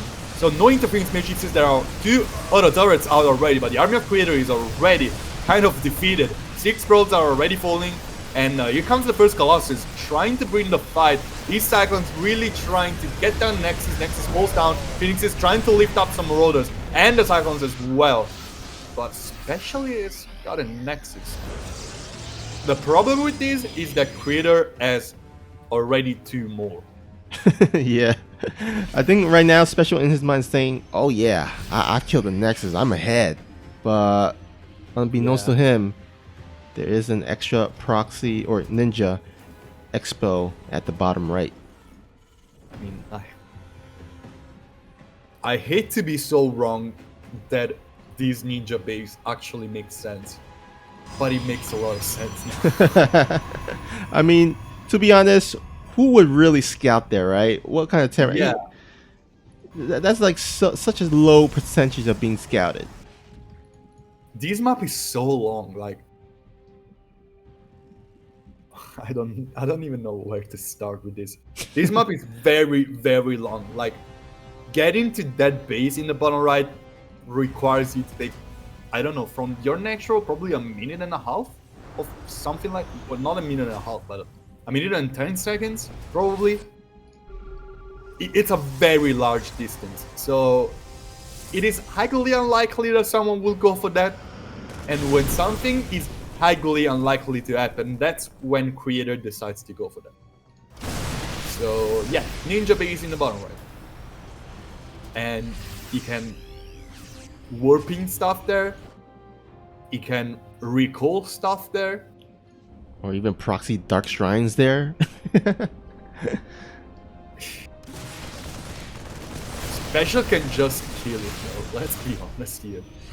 Special has a very powerful army. Creator has some like powerful units out. There's a factory flying with Special's army as well. And here comes, he's eating at the natural. It looks like Creator is not really cared too much about this because he wants to block reinforcements with his main army. Vikings are falling to the Phoenixes right now. The main army of Special is in the natural, but this Colossus is not bound to fall. And Creator is countering the attack from Special. There's one Disruptor. He's gonna get a huge Nova on top of the Marauders, at least getting 5 kills before going down. Probes are falling. Everything is falling for Creator. But you know what? There's a Dark Shrine in a hidden base, and it's destroying a very big part of the main base of Special. At least the economy of Special is gonna be a little bit bruised, but the army of Creator wasn't still strong enough to deal with this. This Marauder really trying his best. This Immortal really trying his best to fight these many Marauders, but it's gonna fall down. And what does Creator have right now? A Ninja base and Shadow Strike. Oh man, I'm a bit afraid for Creator only because his kind of high tier units has been struck down. I mean, all the classes are gone. He only has a few Phoenix and a few gateway units. The thing for him though is that he does have those dark Templars. So if he can do enough damage with them, but right now they're just hacking away at some supply depots, which is not really conducive. Nope, definitely. Special kind of thinks he won, and he's kind of right. But you know what, Creator, like, really, I don't know, like, he's making a Fortnite base over here in the bottom right. You know what? All in all, I would definitely say Special is in a pretty great position here to take out Creator here and tie up the series. He is ahead 100 to 65 overall supply. He has the upgrade advantage. He's got 1-1 versus the 0-0. Now it's just a fine. Oh my God, these probes here have no escape. They're gonna go ahead into their deaths. Goodbye, little probes. You want another stupid thing, I think, right now? I know it's very stupid, but these bottom right base and the top left base are so easy to defend. Oh, you can't still scan. Okay, he finally found it. They're so easy to defend. Like, there's a little bit of, like, there's choke point everywhere. It's hard to engage by air. The base is pretty small. Kind of makes sense. Like, of course it doesn't make sense because Creator double expanded while Special was going for a timing attack, which always leads to you losing. But I don't know, like, I kind of want to like what Creator did this game. I really want to like this. Yeah. Am I allowed? I mean, right now it's not looking too shabby. I mean, he's killed a lot of SCVs in the natural. He's kind of okay, but I mean, there's still the DTs and the Colossus army. I mean, the Gateway army. Can he do it though? The DTs jump, Shadow Strike in top of the Bio army, and it forces Special to retreat. I can't believe this is actually working out. Creator has another time a good spot to be on the offensive side of the matchup, but it's still not gonna be very easy for him to break through the defenses of Special right now. There's a Widowmine. Oh, that's a good shot from the Widowmine, but Shadow Strike Dark Templars are basically suiciding themselves on top of Marine. That was not a good play by Creator. Yet a spot in which he could bring this game back into his side, but now he has thrown this away. Special is kind of going a little bit too ham right now, but there is only one Dark Templar, and the scan is coming. Shadow striking back away from that. The Colossus actually still stands. No shield battery to save it though. The Viking will bring the last shot, and another scan will secure. The last Dark Templar goes down. GG gets called, and after a super weird game, Special will get a very deserved victory. Whew, that last minute or so, that was pretty tight. I mean, for a second there, actually looked pretty good for Special, and then all of a sudden, the supply just closed significantly, and I mean, Creator was able to take out a lot of SCVs in the natural, and then also defend the drop. So, and then the supply looked kind of even. Although Special did still have the upgrade advantage, but I think if Creator just sat back and just macroed up, get a more scary army, maybe even more of those DTs into Archons, maybe he might have had a chance, but he kind of botched the attack. He had the DTs kind of blink in front while the majority of the gateways were still attacking buildings, and he just, like you said, suicided those DTs. And then Creator, not Creator, Special was able to retreat the rest of his army and get kind of a good semi flank. And then, of course, the Viking, there was no answer for the Viking, was able to take down the Colossus. And I feel a little bit that Creator just kind of threw a little bit of that game away at the end. But Special definitely pull out the necessary plays to pull out the win. Yeah.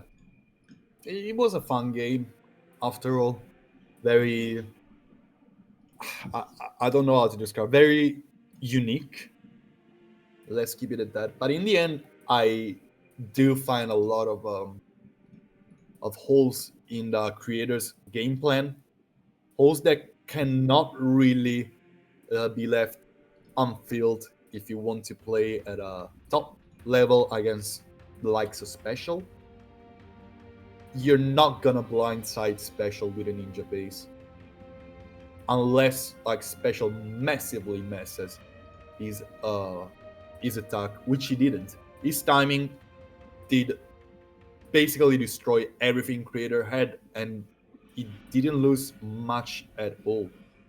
I like Creator going for Disruptors at that stage, even though it was quite late, because Disruptors, of course, are a very good comeback mechanic. They can get powerful Novas, get back away, and start to build value after value after value, but it was just so late on everything.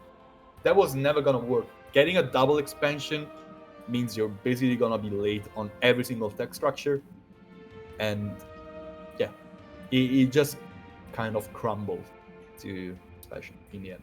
Yeah, I mean, it could work against someone that is a bit more defensive or more of a macro player, but you know, throughout Special's career, he's been known to be a pretty aggressive Terran, so it doesn't really quite work as well against him just because of his play style.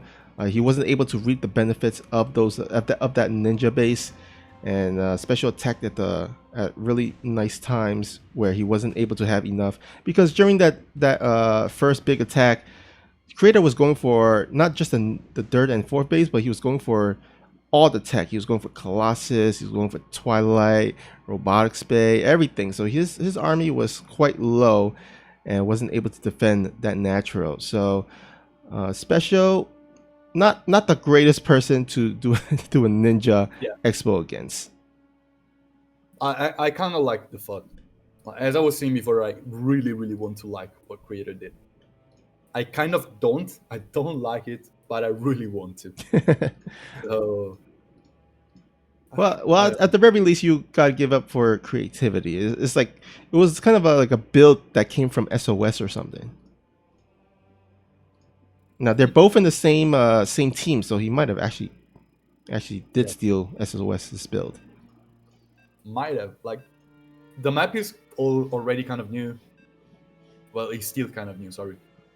And I have to say, like, that, like, just looking at the layout of those two corner bases, they're very hard to attack in many different ways. So who knows, maybe it will become a more polished, stronger build later on. Like, I think about maybe Brute War maps. There are a couple Brute War maps in which you take, as your natural, you take the corner base on your side of the map because they are easily defendable compared to your natural. So who knows, maybe something to the likes of that will develop in the future. Maybe, who knows. Yeah, possibly. If anyone knows Korean, by the way, not sure what that meant, but hopefully someone can translate it. But anyhow, let's go ahead and introduce our players. Oh, someone said he said I love you. Okay, thank you for the translation. That's the kind of relation Special and Creator have.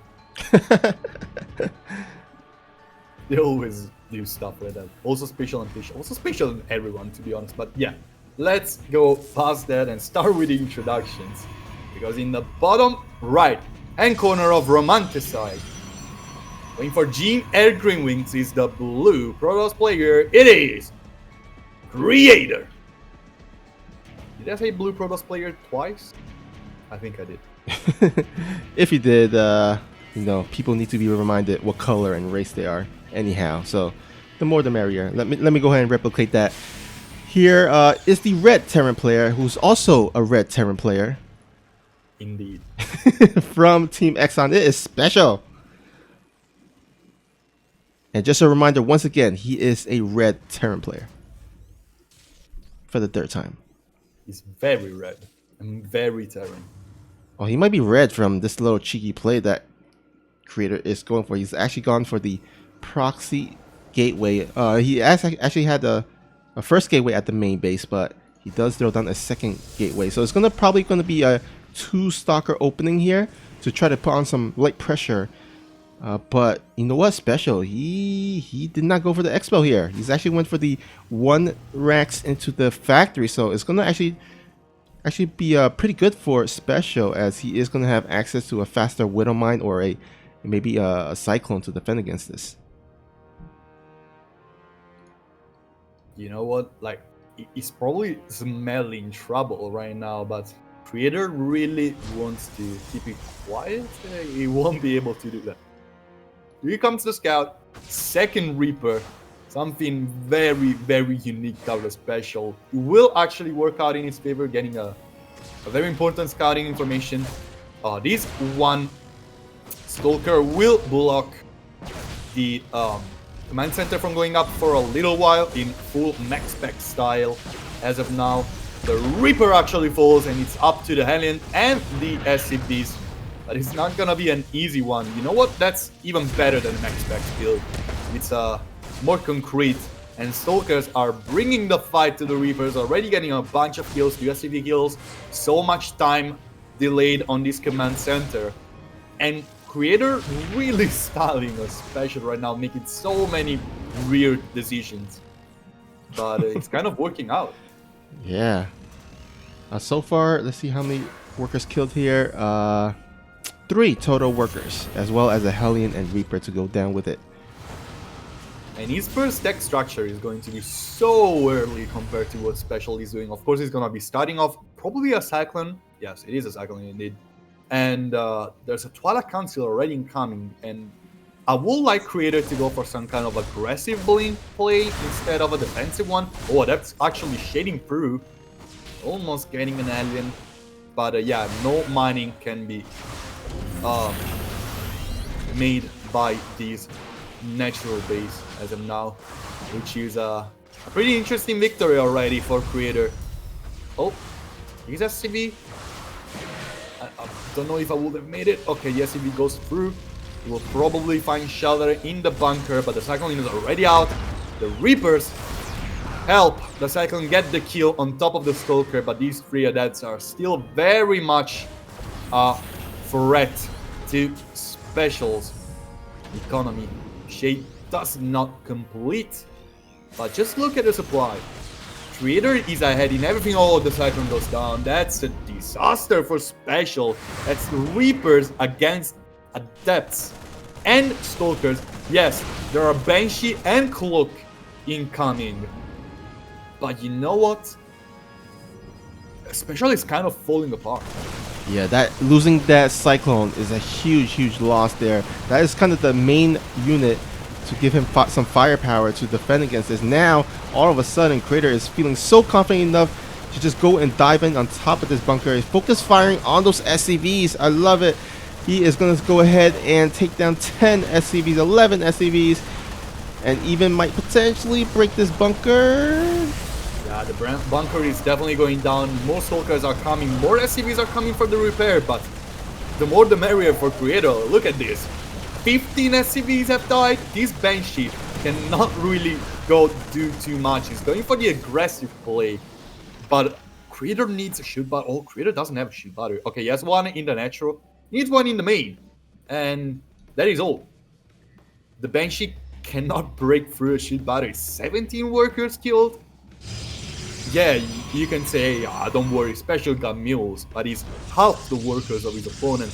He's behind in tech, and he's basically trying to go for a bank. Oh, there's still no shield battery in the main though.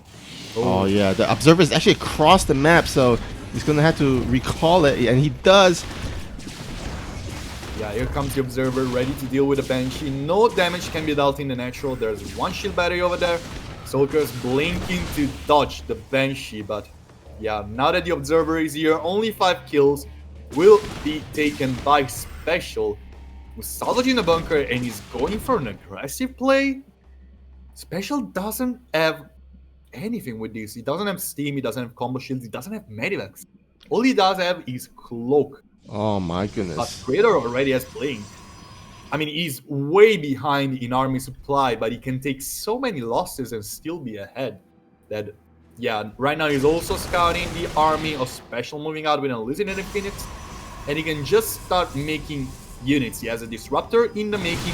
Stalkers are trying to bring some damage to the Marines and blinking backwards, but there are more being worked in the natural. So many Stalkers already. There are 2 tanks kind of zoning Creator out of his own ramp. The Observer is gonna be sieging up to avoid these Banshees from dealing too much damage. There's a shield body overcharge, a little bit on the too fast side. Here comes the Disruption Nova. Goodbye, Marines. That was still so good for Creator. Every single move he made was so good this game. Creator is looking to get the advantage. Here comes the SCPs, ready to make some bunkers, but there's still so many Stalkers. Disruptor heading forward as well. Banshees are falling, and this is the last stand. Creator leads the series 2-1. You said it earlier. Going for this all-in attacks, just not Special's specialty. I think he just does better in the macro game. I think he's gonna have to force it. But again, Creator, he forced the situation because he went for the proxy gateway, went for the aggressive harass, and it worked out wonderfully for him, and was able to take down like a bunch of SCVs. I think like 11 or 15 or something like that. And after that, it was pretty much the only choice for Special to go for was to go for the all-in, pull the SCVs, do whatever he can to win the game in the next minute or so. Just wasn't unable to as Creator. Just had a really nice defense. Went for the disruptors, which actually was really helpful in that engagement. All in all, I just have to say Creator is such a wild player, such a wild card. He can bring so many different styles, so many different threats that is really hard to prepare against him. That makes him such a good best of 5 player, and he's really showing it here. He probably lacks the specialization to go the distance in this kind of series, so I'm gonna call it here. Special will go for the reverse sweep. He will win the series 3-2. But you know what?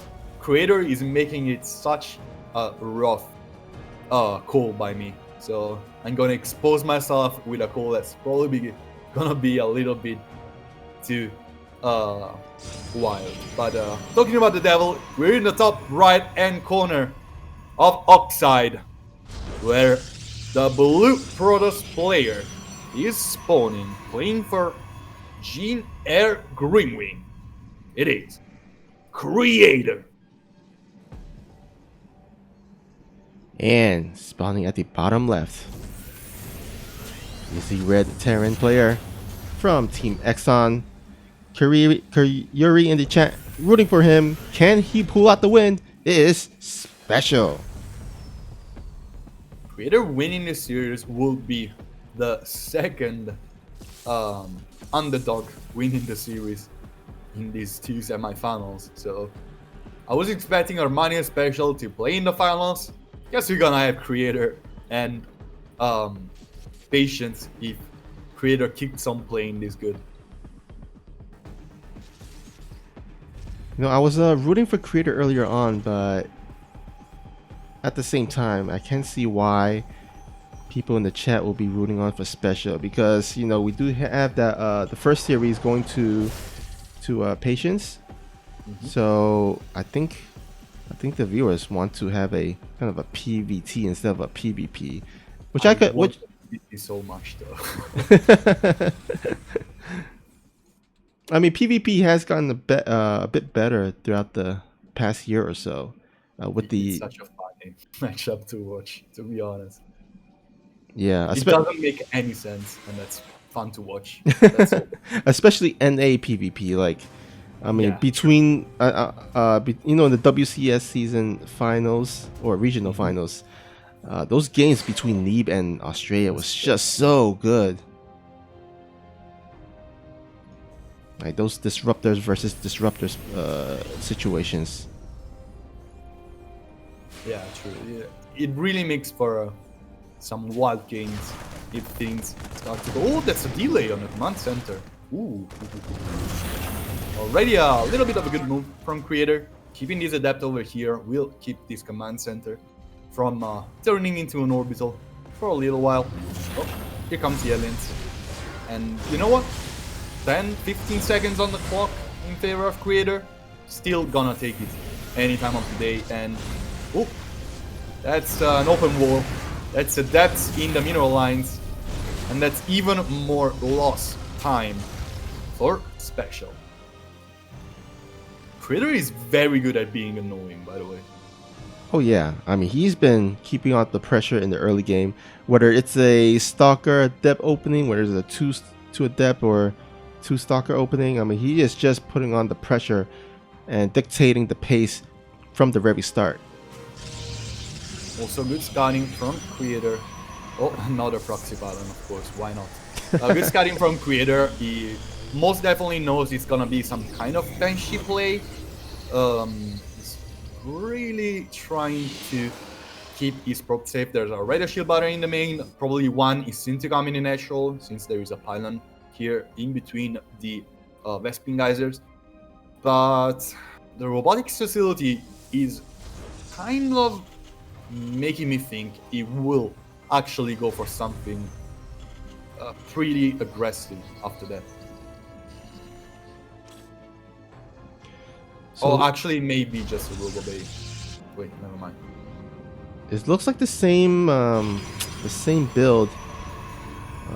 I forgot which map was it. It was the, I think, submarine, where there was a proxy pylon and the Stalker pressure. But in the meantime, we do see a Cloak Banshee making its way, and we'll come across two mineral lines protected by a shield battery each. So Creator has the right perfect counter to this. Now, granted, he did scout this really early on, so he should have expected this. But yeah, either way, well defended against those Banshees.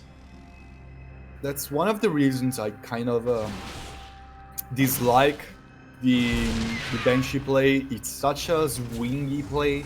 You can either go insanely well or just absolutely do nothing. And you still have to keep these Banshees alive to be able to hit once the main army is away, once you have to, and you can actually one-shot the probes, and then you have to wait for the Stalkers to head out, and that is exactly what is happening now, so I'm looking like a fool. But you know what? I still don't like it. It is still going to deal a ton of damage right now, and he's already clamping up a bunch of kills. These Stalkers cannot really be recalled. There's gonna be too many losses being taken by Creator, so he's just gonna trade right now, and he's gonna trade pretty damn well. Two tanks already falling out. These Stalkers are bringing the fight to the SCVs and the Marines alike. But on the other side of the map, finally, three Stalkers get warped in and are starting to deal with those Banshees, but the kills are pretty much insane right now. 11 kills on 2 Banshees, that's way too much. There's a Raven up for Special. Creator is starting to look in control of the map, but Special has dealt a lot of economical damage. Yeah, and granted, not only does he get the all those probes, let's see, total of 12 probes going down this game, but there is a really late third by Creator, so he doesn't have that extra Nexus, the extra Chrono Boost energy to produce those lost probes. And once again, Banshee moving out, but does get caught out in the middle. Such a nice catch by Creator. Now he has total map control. He can do whatever he wants. And you know what was gonna be looking fine? And blink into the main. The Observer was kind of late. Creator didn't want to take a second shot by the tank. But one of the Immortals is already being walked through the map. Wait, no, it's just gonna be me. Yeah, I thought it was the second one, but anyway, Stalkers are gonna find themselves between a rock and a hard place here in the nature of special, a little bit of a overconfident move by Creator. I mean, he has map control. He doesn't really need to end the game right here, right now. He can pretty much block Special from expanding for a lot of time, and Special kind of can't move out with anything aggressive. He needs to make units, clear these. Yeah, look at this. He kind of got another tank for free. That's the beauty of Stalker play. That's the beauty of Blink. That's the beauty of map control. You can always catch something in the wrong place if you're careful enough with your army count. And these Stalkers are always catching something. Yeah, and you know what? Creator feels very comfortable blinking in because he knows that Special opened up with the Banshee, which means his stim is late. Only now his stim is being done. So he feels comfortable enough to jump on top of the tank and not fear that the Bao army is going to stim and kill the rest of his stalkers. But now stim is done, so now he's going to have to be a bit extra careful whenever he jumps in and blinks in on top of the tank. He's heading back home. I feel like he dealt a lot of damage. I feel like he has the means to fight the army of Special head-on. Like right now, this War Prism is full of storms. There are 3 High Templars, 2 of them are very high in energy as well. And now with a couple sentries being added to the main army, you can also kind of sandwich this bio army in between force fields and just storm it down. So 2 SCVs have fallen for Special. I'm not too sure where did they die. But yeah, Creator is now moving out. He knows he can fight Special. He knows he can bring the fight to him. He knows he wants to keep Special from outgrowing him because Special is such a powerful macro player. Once more APM comes into contest, Special can really outmacro you on different locations. But in a single head fight, whoa. What was that storm going on for Creator? Did he lose High Templars? Lost 2 High Templars. Yeah, 2 High Templars. Fierce Matrix on top of the War Prism. Oh. I can't believe he saved it. 1 shield on it, not even a single HP, but now will be. Oh, no, not actually 1 life and 0 shields. So that War Prism was just just 1 millimeter to death. But here we go. Special is gonna go for the counterattack here. There's no storm left here, actually. These bio units are very bruised. There's a War Prism and storms. Here they come, actually. The War Prism is bringing the fight to the army of Special. That's a beautiful concave from the Terran player. Is it going to be enough? I'm not too sure about that. The Archon actually falls. One of the Immortal gets saved by the War Prism. More storms for Creator. +2/+2 is incoming from Special. He wants to keep up the aggression. But Creator, beautiful fight in a very tough scenario as well. Yeah, it started to look scary for Special because not Special, for Creator, because Special did have a really nice concave, like you said, but those storm in the War Prism, oh, that really saved the day. I'm not too sure about the direction that Creator is taking right now. Of course, Extended from Alliance is gonna enable him to deal a little bit better with the bio. Yeah, okay, here they come. Disruptors gonna be so important in the next few fights to gain some overall value over time. Once ghosts become actually a thing, here comes Shockwave EMP from Special, and I want to see these crazy Purification Novas actually hit on top of the Marauders while the Colossi rain down fire on top of the rest. Storms are also gonna be very important. But in the end, Creator will still find himself in a pretty good position. 4 bases. He has the tech. He kind of needs the upgrades. But this is the actual point in the game of this matchup where it becomes increasingly difficult for the Protoss to actually get good fights because of Shockwave EMP is such a strong upgrade for Ghosts. And big drop into the main of Special will get, of a Creator, sorry, will get 5 probes down.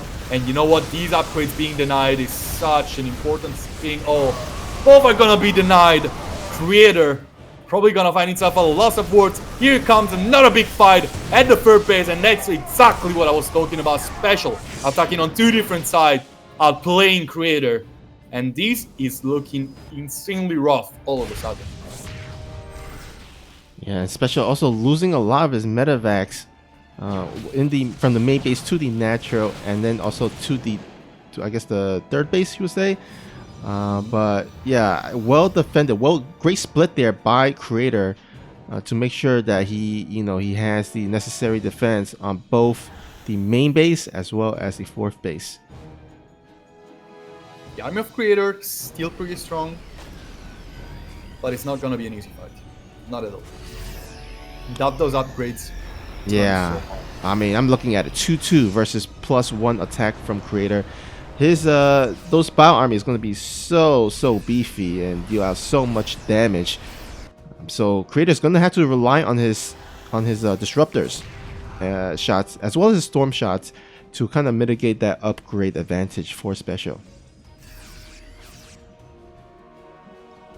Looks like Special heading out, trying to look for the weak link of Creator defenses, and is right now at the fourth base, gonna start to clump his units up, ready for a Purification Nova to hit, but a Purification Nova whiffs. And here comes the rest of the army of Special, heading down on top of the Warp Prism. Goodbye Warp Prism, the Vikings, bringing the fight to the air units, and now it's only the Colossi and the Disruptors trying to do everything they can. That's a good Disruption Nova, 2 more are incoming, and those are both very good. Creator is bringing the fight to Special. Special, what are you doing, my friend? Here comes the Vikings dealing with the last few Colossi. But this is an army that can be just trailed away by Creator. Purification Novas are not gonna hit against a Bio army which is steaming away. But Creator has map control again. And I feel like there was a little bit too much of eagerness from Special. That so many Disruptors out right now. Disruptor don't care about +3 armor. While Liberators are indeed going to be a very good way to deal with these kind of army compositions from Creator. Alright, looks like both players are going to go ahead and sit back here. Just build up their army, get some additional bases. Looks like Special is going to go ahead and expand towards that bottom right base. Important to note that the Dark Shrine has been finished. We'll see if Creator, keep an eye out to see if he researched a DT blink. But in the meantime, looks like Creator is going to go ahead and try to jump on top and put on some pressure against Special. It's going to have to dodge these disruptors. There are a total of 6 disruptors here in this army. Without Ghosts and Liberators alike, the army of Special cannot really fight right now. This is a factory that is just going to fall. It looks like 4 Liberators at a time are being produced by Special. That's exactly what I was looking for. There's also 1 Ghost with his army. It has a Shockwave ready to be cast. And you know what? That's the only thing that Special needs to care about. Keep those Liberators and those Ghosts alike alive. And the Disruption Novas cannot really hurt you too much. Oh, the Liberators are incoming. Getting the siege up on the ramp. And just look at this. Like, once Liberator's range is done, Disruptors are basically not relevant anymore. Yeah, the Liberators going to be really helpful against kind of zoning out those disruptors because they kind of become the priority to hit from the Liberators. So those are the ones that I think gets first hits over the other gateway units. So he's probably going to lose either 1 or 2 disruptors if he's going to commit to the Noble Blast. It's gonna be Colossi coming right now for Creator. Both players close to be maxed out or maxed out already, with Special trying to deal some damage left and right. Economical damage at this stage of the game is not really gonna matter too much unless he goes past the 10 probes killed. This base on the top left gonna be probably just cancelled by Creator, not cancelled. It's gonna be a kill. A little bit of a mistake. Oh, huge, beautiful Shockwave EMP from Special. And just look at the interaction between Liberators and Disruptors. That's not gonna be an easy way for the Disruptors to get some good Novas. Here, Creator trying to flank Special and failing at doing so. 15 workers back home are gonna be killed by that Liberator Rust and with the Medivac drop. But yeah, oh, this goes. Oh, Shockwave goes on just one Disruptor, whipping everything else. And back home, Creator is losing a little bit too much right now. Yeah, that Medivac and Liberator combo here at the 12 o'clock base has taken out a lot of probes, and all of a sudden, Special, he's ahead 77 to 53 workers. Not quite ahead in the army supply, but he's got a lot of Liberators. Oh no, these Liberators. Oh wow, actually these Liberators getting a lot of hits. Shockwaves hit on the full board of Creator. These armies are really clashing in style. Liberators right now trying to siege up again, but it's gonna be a very tough one for Special. Nonetheless, his army supply is mostly in Medivacs, and it looks like Creator with a very, very brave dive in with Stalkers, even after having so many units hit by those EMPs. He's still gonna win the fight. Colossi, the real heroes of this battle, 8 kills on each, and Disruptors are right now trying to bring the fight to the rest of the army of Special. First Disruption Nova will whiff, another one can be issued, Purification Nova will get a bunch of units. These Colossi just not falling stones, it's as well, and Creator is heading to the final. Oh man. What can I say? Wow. Right after the all those probes going down, I was like, Special, he's looking to be in a pretty great position, but I mean, if he could have bought himself some time to get enough army supply to defend, then yeah, but Creator was able to just put on the first attack and get on top of the Liberators. Even though those Liberators did get a bunch of hits, those Liberators didn't get any kind of buffer underneath, so they kind of got sniped out relatively quickly, and then Creator just walked right into the main base and was able to overwhelm the Terran player. Yeah, it was such an interesting game from start to finish. I really enjoyed the way Creator decided to play, and in the end, big ups for him winning the series as the underdog. And we have our PvP finals: Patience versus Creator. Yeah. All right, we're gonna go ahead and get all that set up. We're gonna go ahead and run a 2-minute break. But before that, just want to go ahead and remind you that there is a event after this. It's gonna be on the Twitch page though. It's gonna be twitch.tv/alphaxse2. Once again, twitch.tv/alphaxse2. That's gonna be the Group C of the King of Battles KB International Championships. You don't want to miss it. Zombie Grub and Kozen will be casting that, and it's going to feature Rogue, Hero Marine, Showtime, and Zound. So a stacked group. Make sure you tune in for that. It's going to start in about 2 hours from now. So it's going to be relatively soon. It's going to be like right after we finish this cast. But anyhow, we're going to go ahead and get started with our finals. We'll take a 2-minute break, and after that, we'll get started with our awesome best of 7. Don't go anywhere, guys. We'll be right back.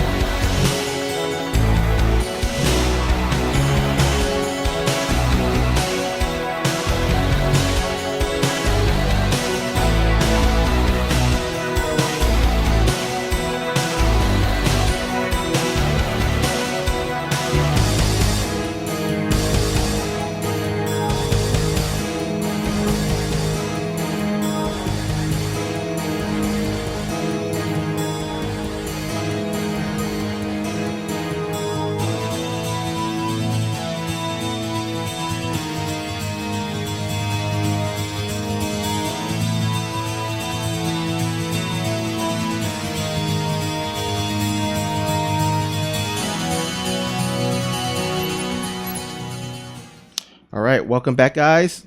Hope you guys grab your snacks, your drinks, stretch your legs, went to the bathroom, whatever you needed to do to get ready for this upcoming best of seven finals. Determine who will come out on top. Is it gonna be patience or is it gonna be creator? We gotta have ourselves a PvP. Like Conti says, before we get into the series, I wanna get your thoughts. Who do you think is gonna come out on top? Both players really showing up today. Both players kind of specialists in this matchup, which is a very hard one to master, and it's a very wild one to play in these last few months. Of course, Shibari Overcharge kind of made it a little bit more in favor of the most defensive player in between the two. So my thought on this is gonna be creator wins. Both players are very aggressive players, yes, but in this matchup, creator kind of plays a little bit more defensive. So I'm gonna give it to him. I know it is a little bit of a weird call, but it's still like both players are very close together in skill, very close. Yeah, I mean, both of these players have been competing in GSL Code S for such a long time. I would say I give the slight edge to Patience because I feel like he's been in more high profile matches, has a bit more experience. But I mean, it's a PvP. Anything goes. Anything can happen. So I wouldn't be surprised if either of these players win this series. But we will go ahead and get started on our first map in this series, and it's going to be on Romanticide. What a weird choice as map number one. Who knows? All right, game is getting loaded. We're about to get started, guys. Let us know who you guys are going to go ahead and root for as we introduce our lovely players. In the top left-hand corner of Romanticide, playing for Team Jean Air Greenwing, it is Creator. And spawning at the bottom right, we have our red Protoss player. He's from Team LP. It is Patience.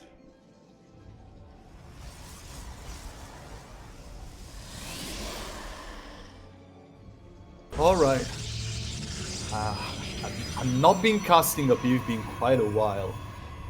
So, you know what? I'm really excited for this. Like, it is one of the most entertaining matchups to actually cast because of the amount of action that happens and the kind of action that happens. So many key units that can be microed in special ways in this matchup.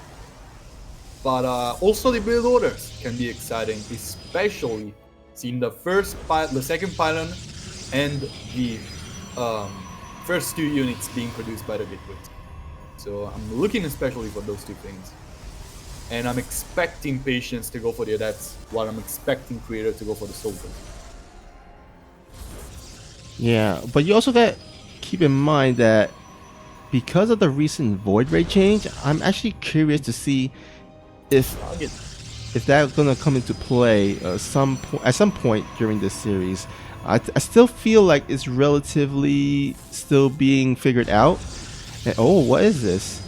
Patience blocking the gas with a pylon there. Cheeky. I didn't even know you could like do that in such a way. Like, this is a huge distance these workers have to go through, and it is going to be the two Stalkers out of Creator and the two Adepts out of Patience. So already setting up kind of the mood for the series. Patience already setting himself as the aggressor. We will see if Creator will be able to shook away the amount of pressure that Patience is gonna be bringing to the other side of the map, which he already is with this weird proxy balance. Yeah, I already love like the position that's Patience is in. First of all, he did slow down the gas mining of Creator, but also Creator. He has such a. It looks like a. Oh, actually, never mind. I was about to say that's kind of a weird setup in the ramp area with those two gateways. Wasn't sure if those stalkers can fit through, but apparently it does. So never mind. But anyhow, the two initial adepts from Patience will go ahead and shade in. Nice block there by Creator. And we'll be safe from those adepts in the meantime. But oh, what is this? Proxy, Robo, and Gateway here out in the middle of the map. Patience going full PvP with this proxy robo. Being chrono boosted. He's an immortal right now, and Patience really looking to be the player to bring the action to the other side of the map. Like, I was kind of expecting this, I have to be honest, but it looks like Patience was able to just do stuff a little bit quicker than Creator. It looks like Creator is a little bit, I don't know, slow on his build order. I've seen him float way too many resources for quite a while. He's not really clean on the scout, and right now the Immortal is already out. Shield Battery Overcharge is very, very important right now though. And Yeah. 16 energy on these Nexus is not gonna be enough. Creator needs to buy himself time. But the more time it goes, the more Patience can actually go past that Shield Battery Overcharge. Either by just going around it with the Warp Prism, or by adding another Immortal and just killing it as quick as possible. It looks like the Warp Prism is gonna be the choice of Patience. He's trying to go for the main. There are already two Stalkers waiting for that, but it's not gonna be a blink coming anytime soon. Tire cancel was cancelled, and Patience is trying to make a foothold here in the main. Not gonna find one. He's gonna actually go into the natural again. Free batteries are over here, and Patience doesn't really have what it takes to break through right now.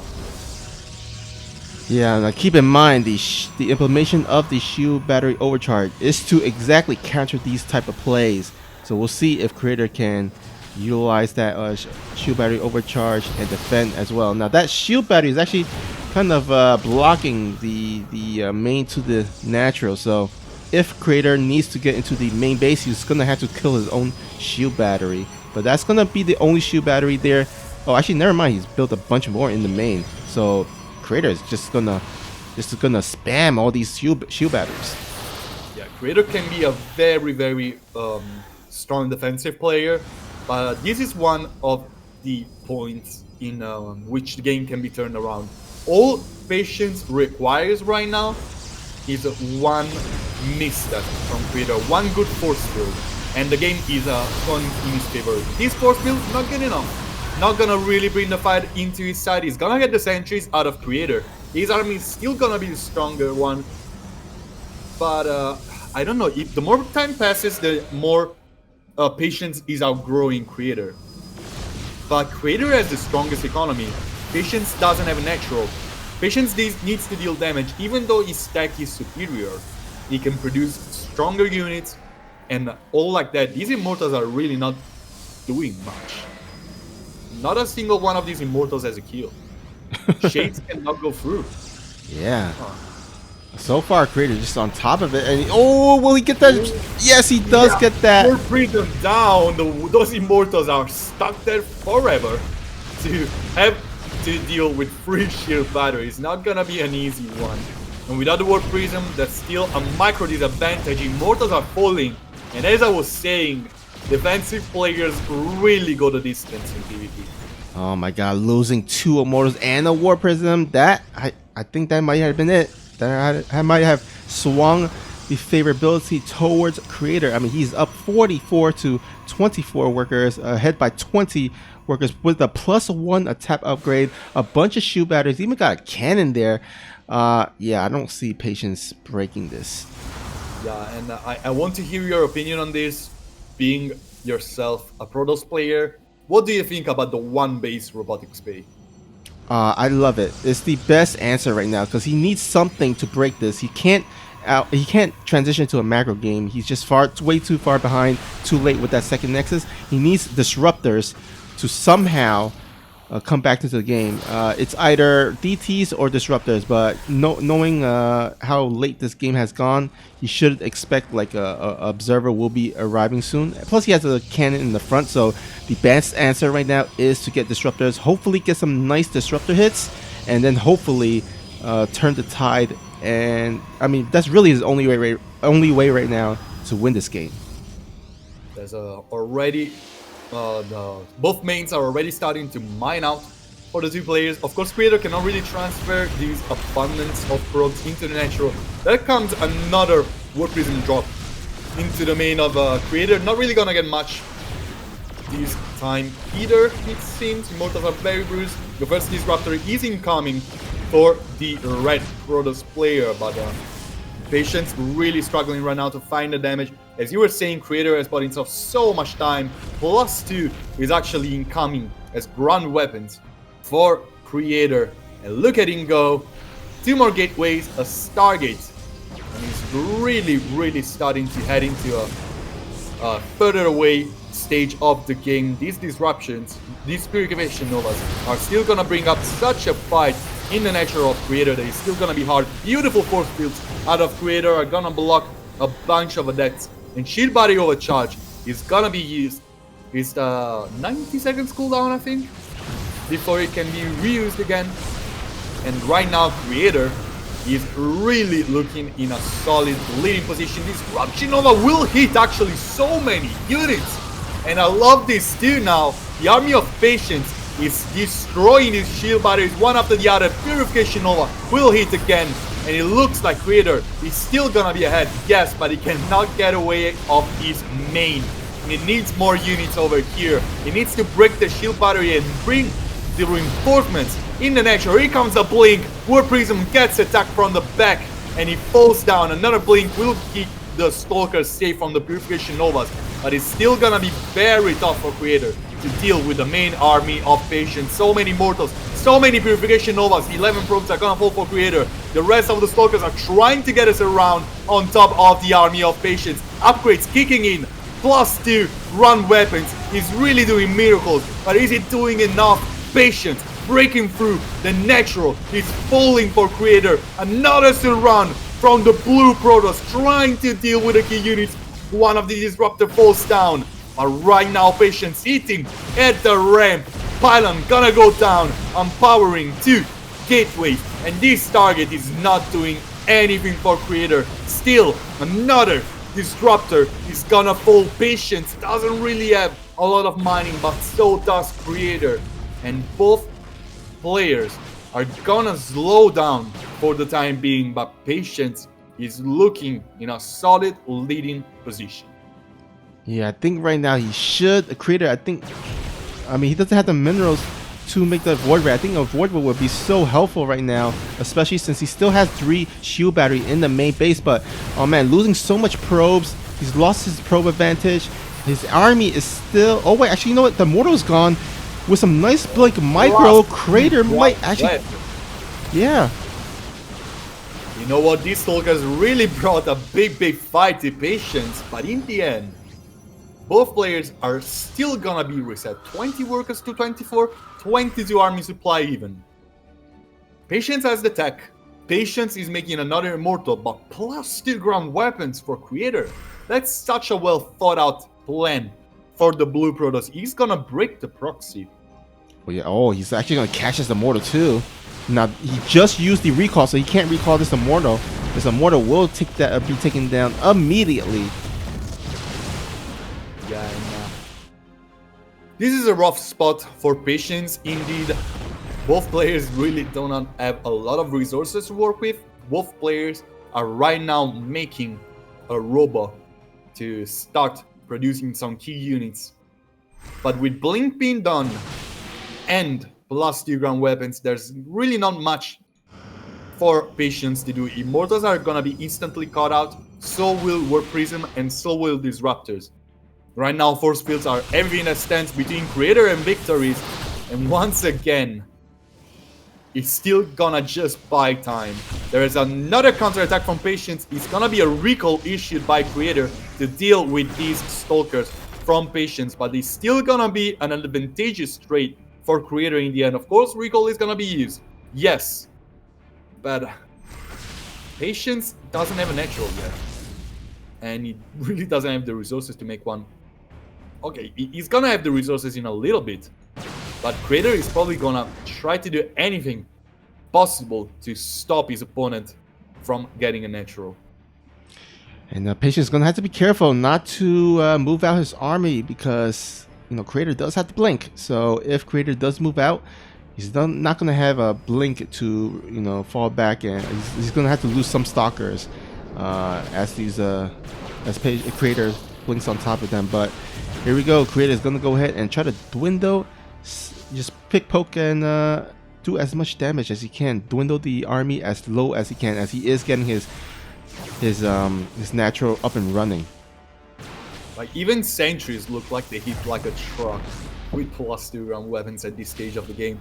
Okay, these Oh my are getting way too forward. It's only up to these sentries, but you know what? The damage is incoming. Creator TPSing through, gonna get the victory. And that was a very, very solid game from the Blue Protoss. Yeah, that was a pretty crazy game to start and begin with. The shield battery, overcharge is exactly what you need, or what Blizzard wanted to counter these kind of proxy Robo Immortal plays. But you know what? Patience, he made a go at it. He almost pulled out the win. He almost broke Creator there. But Creator just managing by the thick of his skin, able to kind of defend, and then after that was able to kind of utilize his +2 upgrade, his blink upgrade as well, and yeah, managed to pull out a nice, impressive, solid win. It's gonna be Creator leading the series 1-0. We're heading on the second set for this best of 7. It's gonna be on Jagannatha, and very different map from the one we just played on. Do you expect a long macro game here, even in PvP? Let's see here. I would say, yeah, actually, you know what? I think I'm gonna go ahead and predict the macro game here. Same.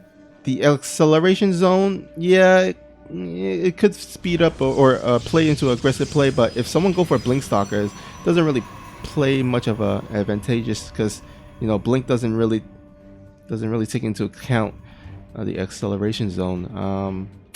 So yeah, I think we might actually see a long drawn out game, but I mean, still we're gonna have to see what these guys go for. Immediately we see, actually, you know what, let's go ahead and introduce our players before we get into the opening here. We're in the top right hand corner of Jagannatha, where the Blue Protoss is leading the series 1-0 after a convincing Game 1 victory. He will try to extend his lead. Here is, playing for Gina Green Wings, Creator.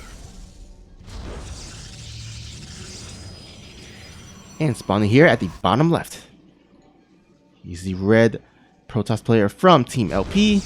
Give it up for Patience.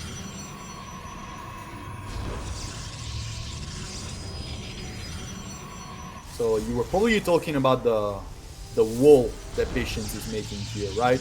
Yeah, he has elected to actually build his wall down below in the low ground. Oh, what a cheeky play there by Creator. But like I said, Patience going for the low ground, and he knows, because the 1 gate instead of 2 gate, that he is looking to expand. So you know what to do to disrupt Patience build order. Just throw down a pylon at where he wants to build his nexus.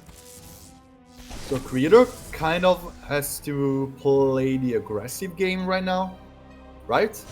He kind of needs to slow down Patience, because Patience will try to outgrow him. Am I correct? Yeah, I would love to him for just go for a 4-6 stalker opening, because right now he's just working off of 1 gateway. He doesn't even have a robo or stargate to behind this to build some extra defense like a Void Ray or a Mortal. So right now, I think it will be perfect if he just go for some an aggressive push. He's already heading through the map. I hope he will catch this Zealot. He kind of needs to catch the Zealot. It is a very important thing. Okay, he doesn't. Yikes.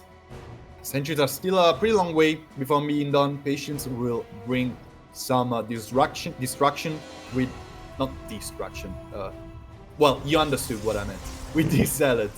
Yep. And okay, he's gonna be blocked by the shield battery. Oh, shield battery gets cancelled. Oh, yeah, that's the destructive power of the Zealot and the distracting power as well. So, a little bit of a recall needs to be used by Creator over here for fading some of the early aggression he was starting to build up. But it's still gonna be an expansion coming from the Blue Protoss. So he's really not trying to raise Patience down, it seems. Yeah, now with a semi earlier Nexus, actually, you know what? They're pretty much in the same timing. So yeah, I would say it's a pretty even, but a little bit ahead for Patience, just because he has he had a few, I guess, one probe kill there, and also delayed the mining time of 2 probes, but pretty much even from just the look of it. It's more like a clash of styles at this point than anything else. We see Robo against Twilight and Forge, which means Creator is gonna be having the stronger army on the long run. He's gonna have stronger upgrades and Blink, which leads to a more mobile and actually higher DPS army. But these Immortals are gonna hit like a truck until the upgrade advantage kicks in. It's gonna be a while before that happens, since Patience is also going for a Tala Council and a Forge himself. It is still going to be quite close. Yeah, now Patience does gonna have the better army composition, but Creator does have the tech to be able to abuse it, because that cliff area and the main base, the Blink Stalkers can blink into it, and it's going to be up to Patience to position his army, have the right amount of Stalkers and Immortals between those two control groups to make sure he has enough to deal with those Blink Stalkers. There's a Warp Prism incoming from Patience, who wants to start exercising some map control on his opponent. But it looks like Creator, with Blink being done in just a second, will actually try to disrupt as much as possible out of Patience game plan. Already the first kill is in favor of Creator. There's 2 Immortals with his army, so it's not gonna be an easy fight for the Blue Protoss whatsoever. +1 ground weapons soon to be done. Oh, dangerous play forward. He's still gonna get 1 sentry killed. And Patience, 4 more gateways? Oh, that's an all-in. With charge as well. Oh wow, yeah, he is. Oh, the Warp Prism is so important, he cannot afford to lose it. Playing forward, Creator gets the Warp Prism. Oh, but he does sneak in 2 Adepts here. We'll be able to disrupt some mining in the natural, but yeah, with that Warp Prism snipe, he's gonna have to remake it, and that is not what he wants. He wants to be using that Robo to be making more Immortals, not a Warp Prism. Yeah, and everything is gonna be so slowed down for Patience. Map control, nothing in his side whatsoever. And at this point, look at Creator just sniping down more units. These Immortals cannot stay in the open. They're just gonna be sniped down. +1 ground weapons in favor of Creator. And look at the DPS. Immortals just melt to this Stalker's army from Creator. And once again, yes, it is a clash of styles, but Creator is just playing the best PvP in this series. Yeah, and Creator's just showing why Blinkstalker is so good on this map. Oh man, even the 9, that third base. I mean, Creator is just starting to saturate his third base. Patient now throwing his third base. This is going to be so late. He's already ahead by about over 10 workers, 11 workers specifically. So right now, Creator just slowly but surely just inching forward and ahead. And now with the kill on that observer, he's also gonna deny the last few bits of vision Patience had for himself. Of course, Archons are still gonna be such a big threat that Patience has a way to come back this game. A big fight with these Archons actually getting in the front without the Stalkers actually juking them around is what Patience need to get back into this game. Creator is getting +2 in just a bit as well as charge, but Patience is looking for some counter damage. Alright, he's got a Warp Prism parked here at the right side, so we'll keep an eye out for that. I think he's just waiting to find an opening to hit a 2-prong attack while attacking, and then at the same time dropping with that Warp Prism. But you know what, Creator, he's starting to make those disruptors. Once those disruptors are out, it's going to get significantly tougher for Patience to move ahead because he doesn't have Blink with those Stalkers. So if those disruptors connect with those Stalkers and those Immortals and Charge Lot, then it's gonna be a favorable win for Creator. Now that +2 is done, the main armies are about to collect. Well, it's not done, it's almost done. The main armies are about to collect. There is a Warp Prism again, so Patience can reinforce this location a tiny bit quicker than his opponent, and Archons are starting to make themselves count. Look at the 3 hallucinated Archons coming from Creator, shooing away Patience and getting a kill on an Archon. That's a funky move by Creator, but one I really do like. It looks like in the end, he's gonna know these Archons are gonna be hallucinated. Whoa, these Disruptor, not one you wanna be at, buddy. Disruptor goes down. Oh my baby not!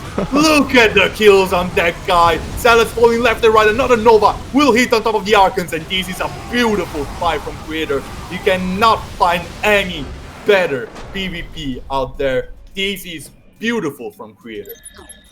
Oh man, such a great defensive play there by Creator. Oh man, those disruptors hits were so juicy.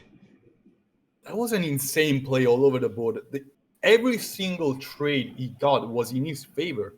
Like no contest at all. It was just such a good game by Creator. It really, really impressed me. Yeah, that was a game where Creator just won every battle and won the war. I mean, you've seen games where you win battles, but you don't win the war. That one was just all Creator there, all Creator. It was a better game plan. He adapted better to the situation. He reacted better to what his opponent was doing, and then his overall micro in every single fight was just playing better. He just played a better game and bested his opponent. And I'm always excited to see stuff such as that, because Creator is not one of those players that immediately come to your mind when you think about like top Protoss players. But this PvP here, like at this level, I struggle to find many Protoss players who would have beaten him in such a game. Yeah, I feel like that's like PvP is like one of his strongest, if not his strongest matchup. I think he's the weakest against maybe Terran. He's pretty solid against Zerg as well. But Protoss is also he's solid in that matchup as we've seen thus far. Yeah, he's kind of shaky in both PvZ and PvT if it doesn't get to late game. But once he gets to late game, like especially in PvZ, it really shines. Yeah. So we're waiting for our Patience to choose the third map of the set. He chose Jagannatha. We just played in Jagannatha. Oh, we did? Oh, okay. All right. Yeah. Oh, right. That was 9. That was a couple minutes ago. All right. So yeah, it's gonna be Patience choice. It's gonna go with Oxide here. Interesting. It is a short map. Probably, aside from Submarine and Lightshade, the shortest one. We'll see.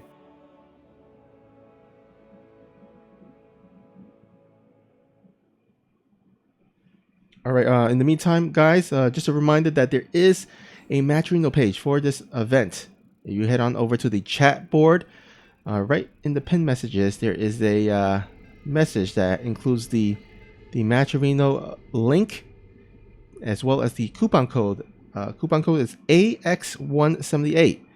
Use that code, enter it to donate 50 cents for free to the prize pool. And also make sure, if you guys like our content, all the contents that we bring to this Trovo channel, make sure to drop us a follow if you haven't done so. If you haven't also created an account, just go ahead and create an account. It's really easy, and then drop us a follow.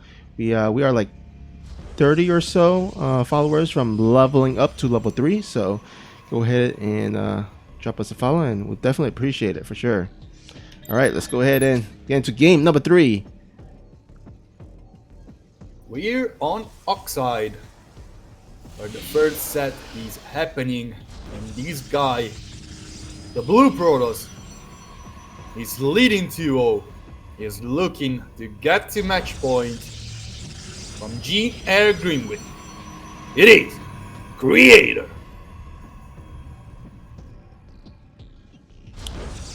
All right, here at the bottom left is the red Protoss player, looking to get his first points on the scoreboard. From Team LP, give it up for Patience.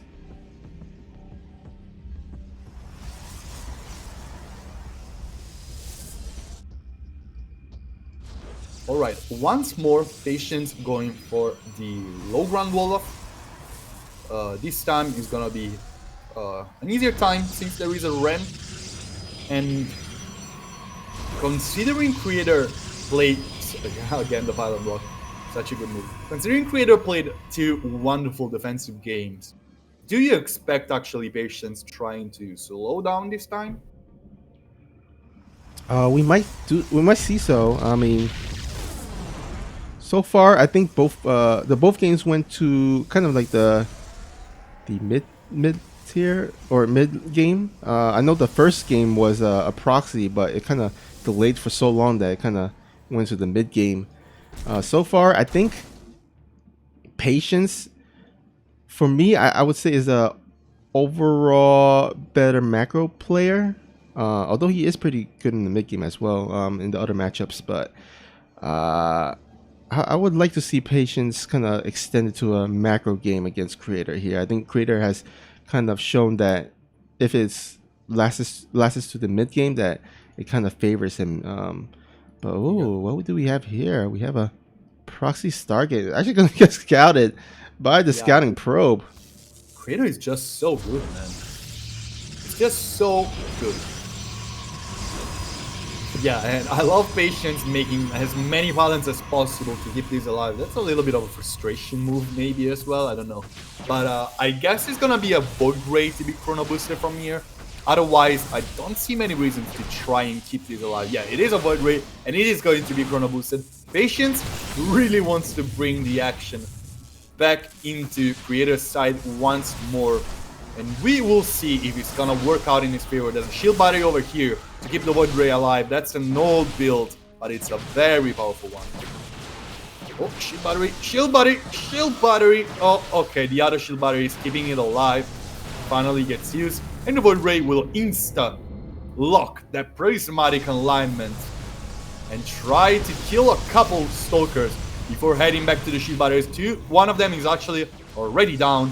But the shield battery is gonna keep it safe. Another Void Ray is gonna be Chrono Boosted, or not Chrono Boosted, just made by this Stargate.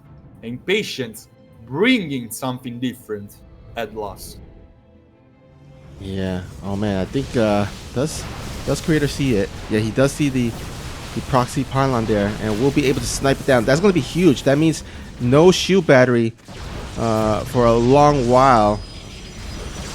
And there is a shield battery in the main instead for Creator. Creator just has a little bit of a rough time escaping from these Void Rays. That speed buff, as you can see, really made the distance. And you know what's the best answer to Void Rays? Another Void Ray proxy. Well, not another Void Ray. The proxy is just Stalkers and Zealots. So, shield battery still keeping these Stalkers alive. That's basically all that Creator is working with right now. Oh, this Void Ray is gonna instantly kill. Patience look like it's just better at these kind of aggressive builds. So Creator kind of tried to answer with his own Void Rays, but it's not really working out. Pylons dying left and right. Shield Battery doesn't have a lot of energy. Another Shield Battery has even more though. And right now, it looks like Patience will have to waste a little bit more time before breaking through, but here counts the 4 Void Rays. Yeah, 4 Void Rays. It's a tiny bit too much. Shield Batteries keeping those alive. There's no more Stalkers in the main, just the one. Shield Battery Overcharge gonna be used to keep these units alive, but Void Rays kill stuff so fast. Everything is just falling apart from Creator. While he's trying to counter-attack on the other side of the map, everything will be clear. GG gets gold, and Patience will get his first game of the series. Yeah, nice build there. And with that recent buff to the Void Rays, I was actually expecting a lot of Void Ray cheeses, and that's exactly why, because Void Rays are pretty strong when charged up, and with the faster speed, it allows them to kind of retreat to the shield battery a lot better.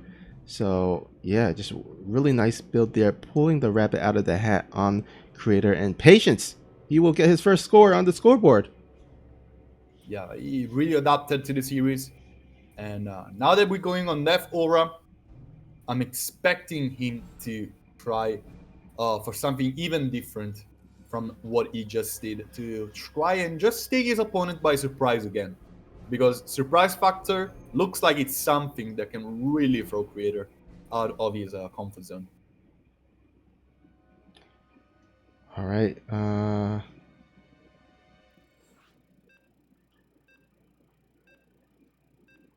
We're about to head into the next game here, but just a reminder that later today, as you can see, 1 second, let me go ahead and read this.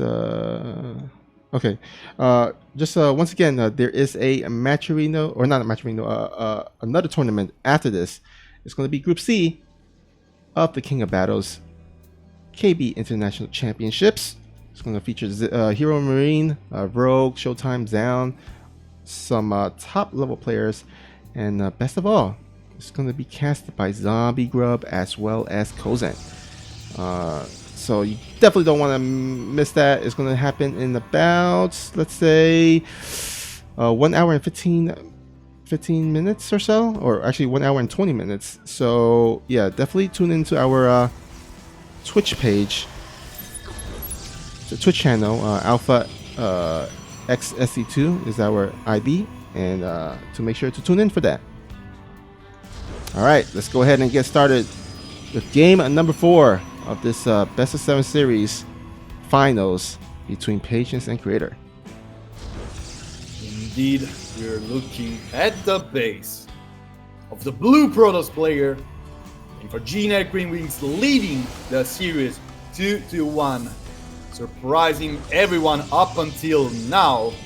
Let's see if he can keep up and keep us surprising more. It is Creator. And spawning at the bottom right, he's the red Protoss player from Team LP, looking to tie up the series. Can he do it? It is Patience.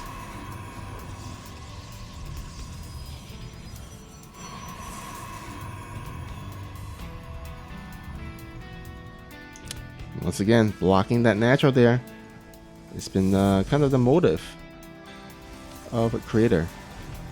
Yeah, since Patience started to go for that low ground wall off in game number 2, Creator just consistently found a way to delay Patience natural by quite a bit. By the way, it looks like Sunlily is in the chat. Hello, Sunlily. Good morning. Or I guess, yeah, good morning. I was thinking, like, what time is it in Canada right now? I'm like, oh, it should be around the same time as me right now. Yeah, it should be early in the morning, right? Yep. Like 6 a.m.? Uh-huh. Alright. So I do know something about time zones at last. Oh God, 3:42 a.m. That was Oh. earlier than I actually expected. Wow, that is pretty early. That takes some commitment, being awake at 4 a.m. I, Some star protection. I'm just gonna put in my head that she woke up early to watch us. I mean that's Yeah. That is clearly definitely. I mean that's the nothing she 100%. can take and shake me off of that. All right, the game is already getting a little bit wilder throughout the board. We see Creator going for a Stargate play, his signature play. To be completely honest, he's one of the strongest Stargate player up there. While on the other side, Patience is kind of adopting the style that Creator has tried to go up until now. With that Twilight Council being up and probably a Forge soon to join, he's going to be the defensive player in this stage of the game. Good scouting from Patience as well, and there is also oh whoa, never mind, Dark Shrine. And that's a hidden, well hidden as well. Yeah, for sure. Oh my God, there's a okay. The Oracle does move into the main base, but Shield Battery will save that. Oh wait, actually, it doesn't cover the kind of the top side of the gas, but still, so far, losing 5 probes here. Yeah, that's a pretty good amount. Oh, the Shade almost completes, but not close enough. And oh, Creator has flight so close to that proxy, but failed to get there in the end. It's 2 Oracles right now into the main. Pulsar Beam gets activated, and more probes are dying. Oh, Oracle falls down as well. Oh, no. You don't want to lose 2 of them. You don't want to lose 2 of them. Oh. Too close for comfort, my friend. Yeah, it's going to be really important he saves those Oracles because right now it's pretty much the only or one of the few alternatives to scout those DTs. He's gonna have to. He doesn't have an observer out yet in the field, so he's gonna have to wait to chrono boost that observer. But in the meantime, if you have that Oracle to revelate the DTs, then that can buy you some time for that observer to pop out. There are 2 Dark Templars incoming already. There is an observer coming as well. These Oracle cannot really do too much right now. He drops a revelation, but can't do much more. There are Sulkers ready to block him from getting any more damage. There's a Twilight Council coming from Creator, and this game is looking quite different from the ones we casted up until now in this final. That's a lot of scouting going from both sides. Both players kind of have almost perfect information, if not for the hidden Dark Shrine from Patience. And Patience is still hiding his play. He's still waiting for the right moment to strike. He's trying to find a way to deal damage right now. He's sending in the first of his Dark Templars. No observer is out there. Oh my, Oh boy. my. Oh boy. Is there enough energy for a recall? Oh, there is not. Not yet, at least. He's gonna be there in a while. There is enough energy right now, but these Dark Templars are dealing damage. There's 1 observer in the natural right now. Dark Templar is gonna find himself locked within a rock and a hard place. But the one in the main is still trying to deal damage. Pylon goes down, but this 1 Dark Templar is gonna fall 6 kills. A Pylon, actually 2 Pylons, and or 1. No, just the 1. And yeah, Patience bought more time, got a couple kills, evening it out the damage he has been dealt by the Oracles in the beginning of the game. And he's gonna be having quicker Archons compared to his opponent. Yeah. The thing I was about to say, the thing that worried me is that Creator still does have a 3rd base, but it looks like he just plopped it down. Now it's gonna go ahead and the game is gonna settle. You know, Creator, Patience revealed his hand with the DT plays. So he's gonna have Patience, or not Patience, a Creator throw some cannons later on, I would expect. But yeah, looks like we're gonna see a kind of a Immortal Sentry Archon charge lap composition from Creator, while on the other side though, Patience going for the same kind of type of composition. So Gonna go ahead and see the engagement. Who can micro better and pull out the win in the battle? Last one, ground weapons done for both players. It comes the first Phoenix being made by Creator. There's a stasis board next to the third, ready to block any incoming units from Patience. I hope Creator gets a good stasis board. Otherwise, the two main armies clashing is never gonna be in favor of Creator. The fight is heavily in favor of Patience right now. Oh no! He's gonna lock so much, and that's exactly what Creator was looking for. He bought himself time. He separated the army of Patience into different sides. And right now, oh wait, you don't want to fight there, my friend. The War Prism almost falls though. The War Prism actually falls. He's still heading forward. He wants to fight the main army, but now the stasis board is over. The main armies are clashing on top of these ramp. Our two Immortals are joining the battle from the back of Creator's army. A little bit too over-eager with their movement. And Patience found a way to sandwich Creator and end this game.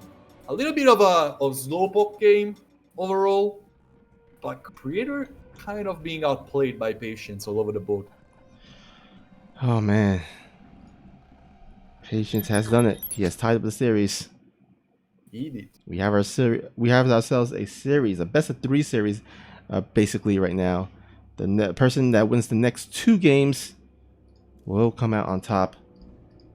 It's going to be a tight one. I mean, I'm actually have no idea who's going to come out this, because the first 2 games, Creator looked like he was just so on point, but then Patience all of a sudden he's like woken up or something. Yeah, it's a very tough one to call it out right now.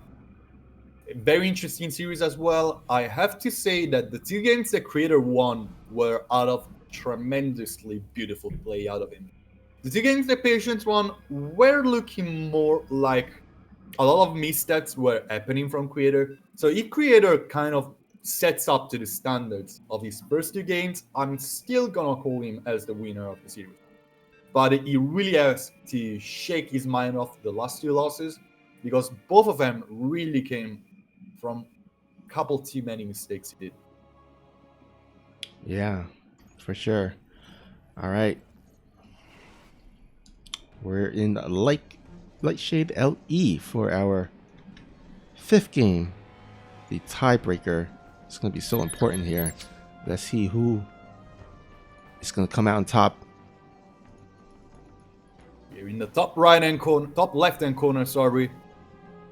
It's the Blue Protoss spawning here, playing for Gina Green Wings. He doesn't want to lose anymore. The momentum is not in his favor. He needs to get back into it.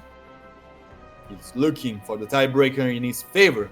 He is Creator.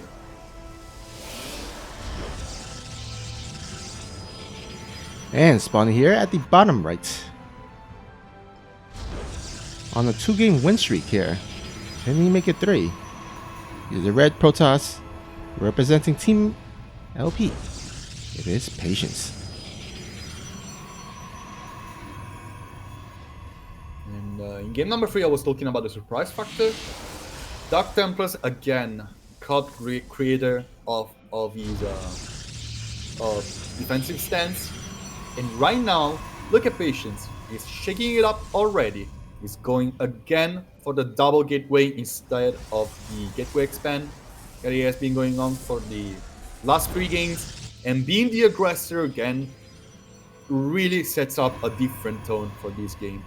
Here on Lightshade, which is a very, very short map. And we also have a kind of a hidden pylon to mess up with Creator even more. Yeah, will we see the same build, the same Dark Shrine build? Now, this pylon is a bit early for that, so it might actually be like a Twilight Cancel, or it's just maybe just a fake proxy. Yeah. We do see that some Protosses, they throw down these random pylons just to fake out their opponent and make them think that they are proxying somewhere, but in fact, they just like throw down a random pylon with no buildings. But you know what, he's keeping his probe there for quite some time, so it's making me think he might, oh wait, as I say that, he does move across, so it's going to be a fake pylon there. just to kind of mind game Creator, and not going to be any proxy tech coming out of there. Creator is gonna go for a Stargate in his main, so he's kind of setting up to a more defensive stance for now. After wait, forward depths. Oh, okay. So usually we can see the protests go for 6 adept openings. If they decide to go for either Oracle or maybe even a Void Ray, actually, as I think about it.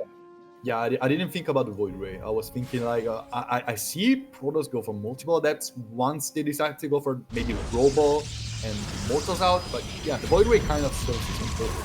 It's gonna be an Oracle, which okay, is still the aggressive kind of a Pulsar Beam harassment. But with 4 adepts, Yeah, so Yeah. basically he's saving a bunch of gases so that he can produce consistently out of the Stargate with those Oracles. He might actually go up to like 2 or 3 Oracles. Definitely 2, because 2 Oracles does one-shot probes, so you want to definitely make at least 2 Oracles, but he might even see like 3 Oracles coming out. We shall see. So far these Adepts will potentially try to shade in, but there is a shield battery to block it, and I think Patience should be safe in the meantime. yeah, there is no way these adepts can really find a way to break through. There are 2 shield batteries coming from Creator, so he still feels like he needs some defense. There's also 2 other counters coming from Patience. And it is, again, a clash of styles. We see there is a double Oracle into Phoenix play from the blue Protoss against Patience, who's probably going to go for a Blink timing later on into the game. Blink, of course, another gate answer to the Stargate built by Creator. And with 2 Stasis Port, yeah, Creator is really setting his mind into a defensive game right now. Oh my god, these Stalkers are... Okay, I was about to say, if they go up the ramp, they might bypass all these Stasis Wars. But it looks like he's just going to go ahead and retreat for now. Yeah, 2 Stasis Boards is also quite a bit of commitment out of energy. Yeah, I would have loved to see him... I was actually surprised because I thought he was going to wait for the second Oracle to move across and snipe on the probe line, but he actually went for the Stasis Ward instead as he was fearing a counter attack. And oh my god. He's gonna come out of this with a quicker Talakantu, meaning a quicker Blink, a little bit more probes as of now. But Creator, oh wait, 2 adepts not gonna complete the shit, okay? And if the 2 main armies were to clash anytime soon, I have to say the army of Patience is looking way stronger. Yeah, he's gonna have Blink soon. So if he does micro well, keeps being annoying with those Blink Stalkers, he might be able to start pulling ahead. There is nothing. Does he have a Robo here? No, he doesn't have a Robo. Creator is gonna rely on basically gateway units and 2 Oracles. That is not the composition that you want to transition into, just a bunch of gateways against what Patience has, which yes, he has a bunch of gateways. There's gonna be gateways with Blink. Oh, actually, you know what? He's +1 as well. Yeah. So both players just going for Blink play here. Yeah. Both going for Forge. Patience really flooding way too many resources. He should have started +1 ground weapons quite a while ago. I don't really like this. I feel like he can't. Yeah, he starts it now alongside charge. But it's gonna be on the same time as his opponent. Creator dropping down a Robo. Tiny bit quicker. This stage, the game is basically totally reset. Patience as a quicker third, while Creator as a quicker Robo. Patience as a quicker Blink and charge, but Creator as a Stargate to back him up. It's still gonna be if a huge fight begins, it's still gonna be in favor of Patience. All this Stasis Word. Oh please, no. Why did Creator brought his army there? He could have just like the Stasis Word box, right? Yeah. Well, anyhow, there is a 2-prong adept harass here at the I guess the natural and the third base, will be able to take down 6 probes. So nice micro there. It's really hard to micro on 2 ends with those adepts, and he managed to be able to take down 6 probies. So that will put Crater ahead in terms of the overall probe count. And does blink into the main base here by Patience. But oh my god, Crater's army was already in position to defend. So nicely defended there. Patience with his signature move, the blink into the main. Not gonna get much, but I really have to say, Creator, the more the longer the game goes, the stronger he looks right now. He's gonna be dropping the Robo Bay in time as well as his opponent, and on a free base PvP, we're bound to look at some high-tech units fighting against each other. Disruptors, Archons, and who knows, maybe later on we're gonna see some more Stargate units. Alright, bunch of gateways being thrown down by Patience. Robotic Space is going to finish in practically the same time as each other. So it's looking very much like Disruptor versus Disruptor war, unless someone just like changes it up and go for Colossus, which usually doesn't. It's not as common. Usually is mainly Disruptors, so I'm expecting Disruptors. There's already 2 of them in the production tab in favor of Creator. 2 of them are gonna join for Patience as well, both going for Warp Prism speed to actually accomplish even more with those Disruptors. And you could see like both players getting +2 ground weapons at the same time. It's really gonna be up to who micros the better. Stasis Ward is gonna pop, and both Disruptors go down immediately. This recall is gonna save a bunch of Stalkers. The others are gonna be sacrificed, but at the mercy of these Stalkers, were 2 lonely Disruptors instantly killed by Patience, who's gonna get already the Disruptor's advantage. It's gonna be key for value. Of course, Blink kind of defeats the purpose, so Creator having more Blink Stalkers can still have a good fight. But you know what? 4 Disruptors against 2? Not a good scenario for Creator. Here comes the main fight. Disruption Nova goes on and whips, while the Revelation will bring full information to Creator. Patience will actually have to wait a tiny bit longer, so his Disruptor advantage not really kicking in. 2 Disruptors against 4 right now. Disruption Nova will whip. And whoa, 5 Oh health. no, This was beautiful prediction from Creator with this Stasis Ward, saving one of the Disruptors with very low health. But look at this Disruptor advantage go. Patience can buy himself so much time before these units get unlocked from the Stasis Ward. Dodging another Disruption Nova, it is time for Creator to bring the fight to these Stalkers. A bunch of them actually falls to a Disruption Nova from Patience, but the fight still doesn't favor none of the 2 players. Yeah. I never thought orange balls shooting orange. Very aggressive blinking. Patience, which is not really gonna work in his favor. He gets a bunch of units, but Disruption Novas are gonna connect. That's another one which is gonna whiff instead, and Stasis Board are really doing the job over here.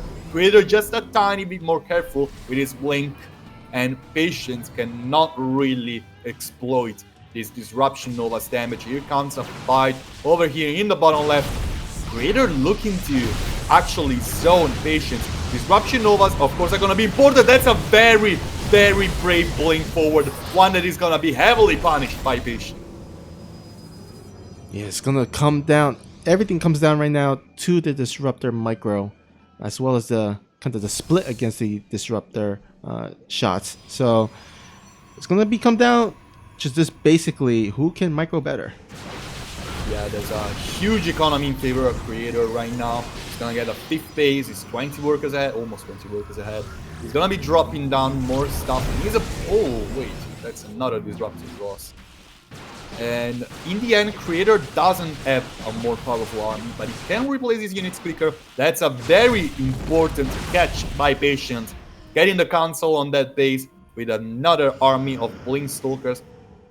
And that's where the army advantage from Patience really starts to kick in. He can split his army into different locations while these Disruptors are just zoning everything.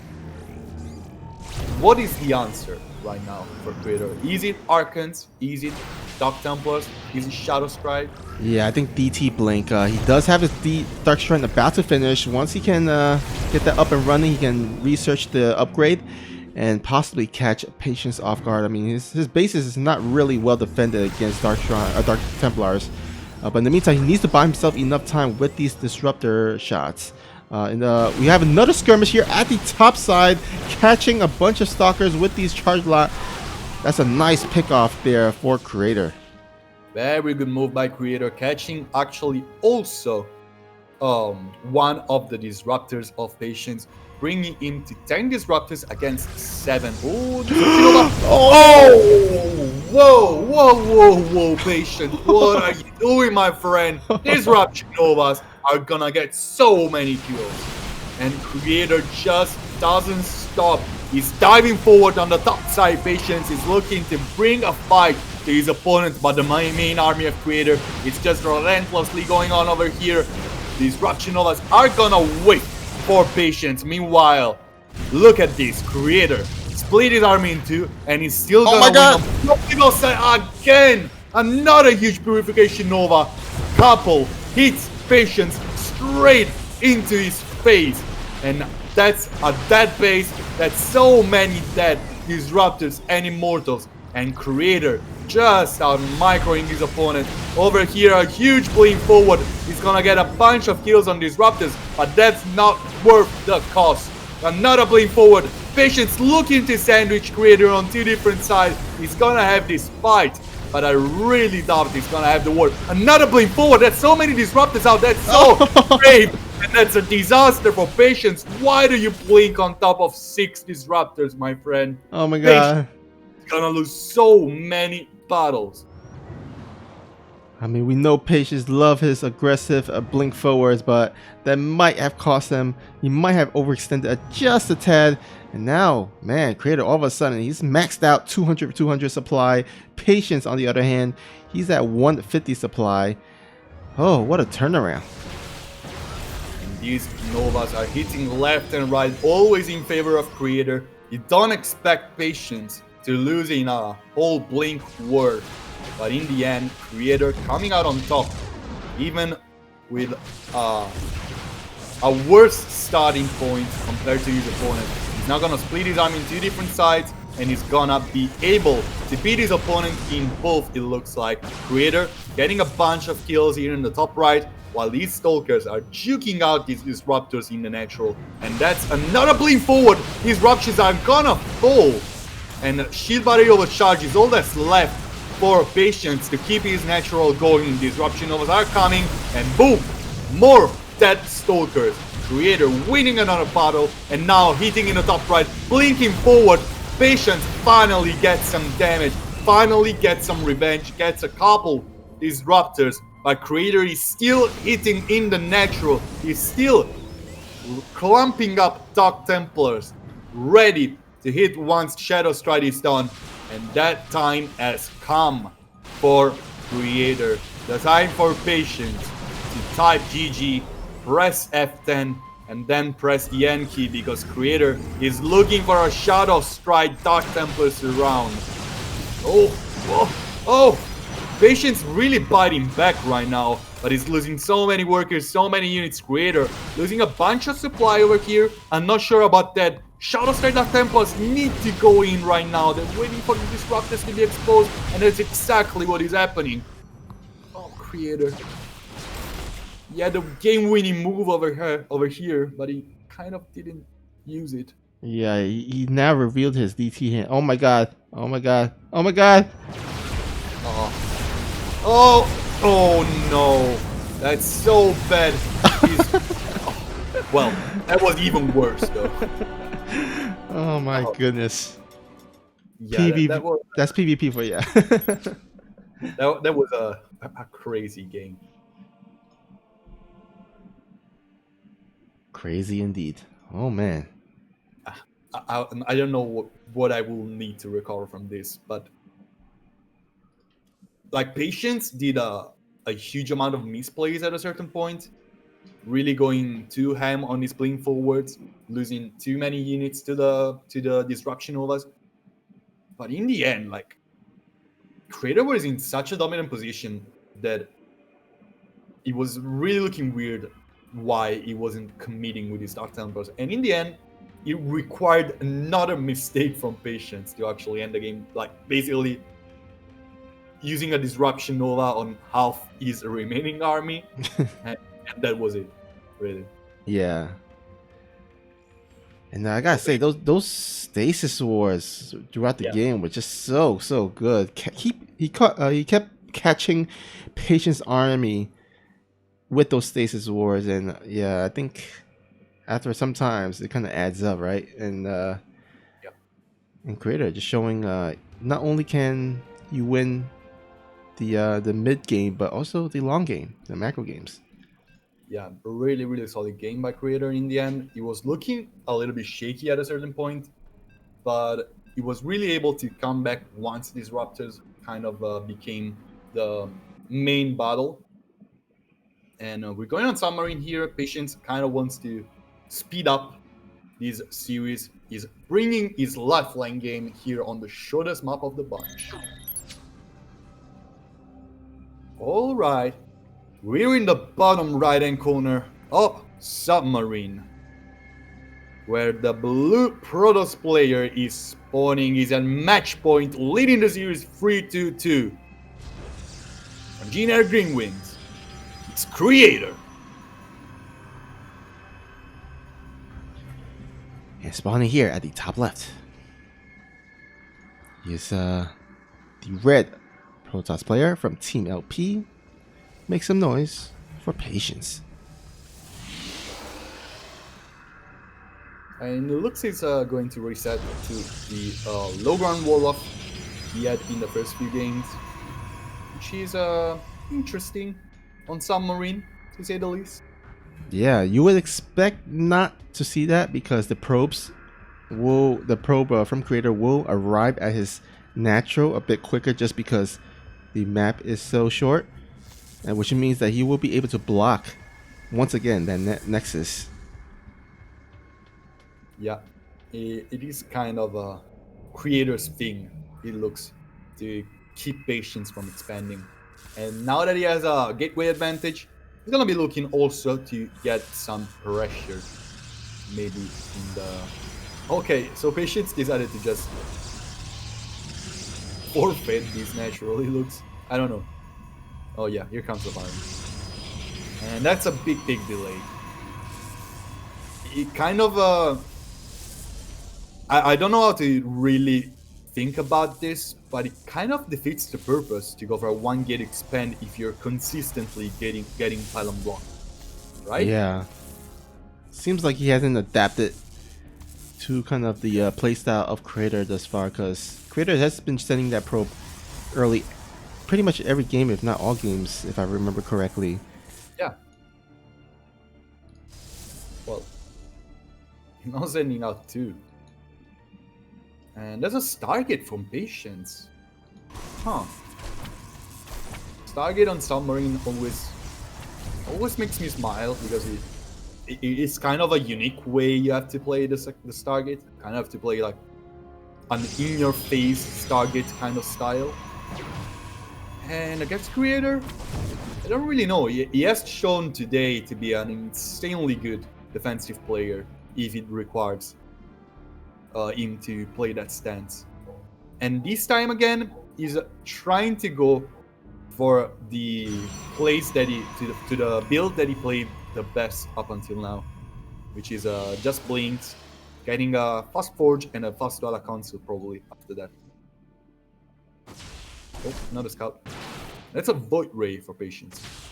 Yeah, it's not going to be a proxy void ray, but It kind of serves the same purpose, I think. Like Patience is right now trying to send out his Zealot to get some scouting information. Unless it's a defensive Void Ray. Catharsis in the chat saying Creator can compete at the top level. He has all the skills, just poor decisions. And you know what? I agree with you. I think his mechanics are pretty good. I wouldn't say like the greatest, but pretty decent. But I think, yeah, a lot of his games, a lot of his losses has come down to decision making. So far, his decision making has been pretty solid. It has garnered him a 3-2 advantage. But of course, it's still not over. It is a best of 7, so he gotta close it out. He's gotta, come through either this game or the next game. It's really one of those players who can have some days in which they perform at an insane level, and some days in which they consistently play bad. So it's good to see him play that good today as well as last week. I think he has overall improved a lot lately. So I'm looking forward to see more from him. And I'm actually enjoying a lot how he has changed his playstyle overall. Oh man, this is actually a really important scout here by Creator. Patience was looking to throw down some shield batteries for that Void Ray play. Unfortunately for him, the hallucinated scout did catch that, so Creator will be able to shut that down, and that will lead to a better defensive posture for Creator. Blink almost done, +1, well, halfway done. Ground weapons +1, he's in a good position as well. Oh, these were crazy good force fields coming from Patience, blocking the Stalkers out and forcing them to suffer all of this prismatic alignment. But one of the Void Rays gets tapped down by Creator. That's some very nice play from both players. In the end, Creator comes out on top thanks to his scouting, thanks to his play style. It looks like he's gonna be able to drop down another very good ult. His shield batteries are still very healthy, very full of energy, while Patience is really struggling to drop down a shield battery of his own. Now that Blink is about to be done, Patience, all you can do is run back home. What a coming from him as well, but Creator looking sharp. Yeah, for sure. And this Blink is just done, so he now is going to be on the offense. And right now, Patience is going to have to make sure, he protects his Void Rays, because those Void Rays are flimsy. Yeah, in the end, Creator trying to get some damage, knowing that Blink is a good safety net. And he's gonna get a couple kills before heading off with a Blink. And you know what? I'm liking what I'm seeing. 42 workers to 35, an upgrade advantage, which is gonna be very, very important in a little while. And these Void Rays are really struggling to find any kind of damage. One has 0 kills, the other has 2. Those weren't the most impactful Void Rays I've ever seen. Alright, with that window, it has allowed Creator to feel comfortable to throw down his third base. And I suspect Creator is going to kind of delay and contain the Patience for quite some time, because Patience right now doesn't really have much. He just started his Blink. He doesn't have any charge or anything. He only has 2 Void Rays, so Creator can kind of, if he micros well, he can kind of focus fire on that Void Ray and blink out without losing a Stalker. That's a good move from Patience, actually forcing a recall of these Stalkers with the Oracle, getting 3 kills, getting a lot of scouting.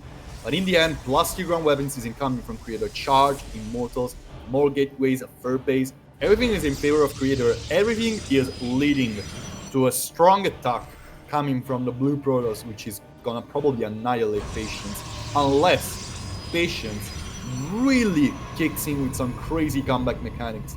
But I really struggle to see one right now. He's gonna be behind in upgrades, he's gonna be behind in tech, and I don't really think that on Submarine the choke points make too much difference, because the distance is fairly short and Blink kind of defies its purpose. Yeah. Looks like a Templar Archive will be added for Creator, so he's going to look to add in some Archons here, and those Archons will do really good against Mass Void Rays. Unfortunately for him, Patience has stopped at 2 only.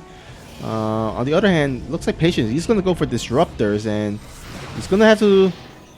I mean, I think that was actually the smartest choice, because right now he's a bit behind, so he needs something to kind of come back to the game. You know, with some few great Disruptor hits, he can definitely even it up. Yeah, he needs a couple miraculous shots to get back into this game, I think. But the Creator needs to hit quite soon. He doesn't want to miss the window in which he wants to attack. And he looks like he has found himself one. He looks like he wants to get that big attack I was talking about right now, in time with +2 ground weapons. It's almost gonna be a +2 advantage of upgrades. At least it's gonna be that way for a while.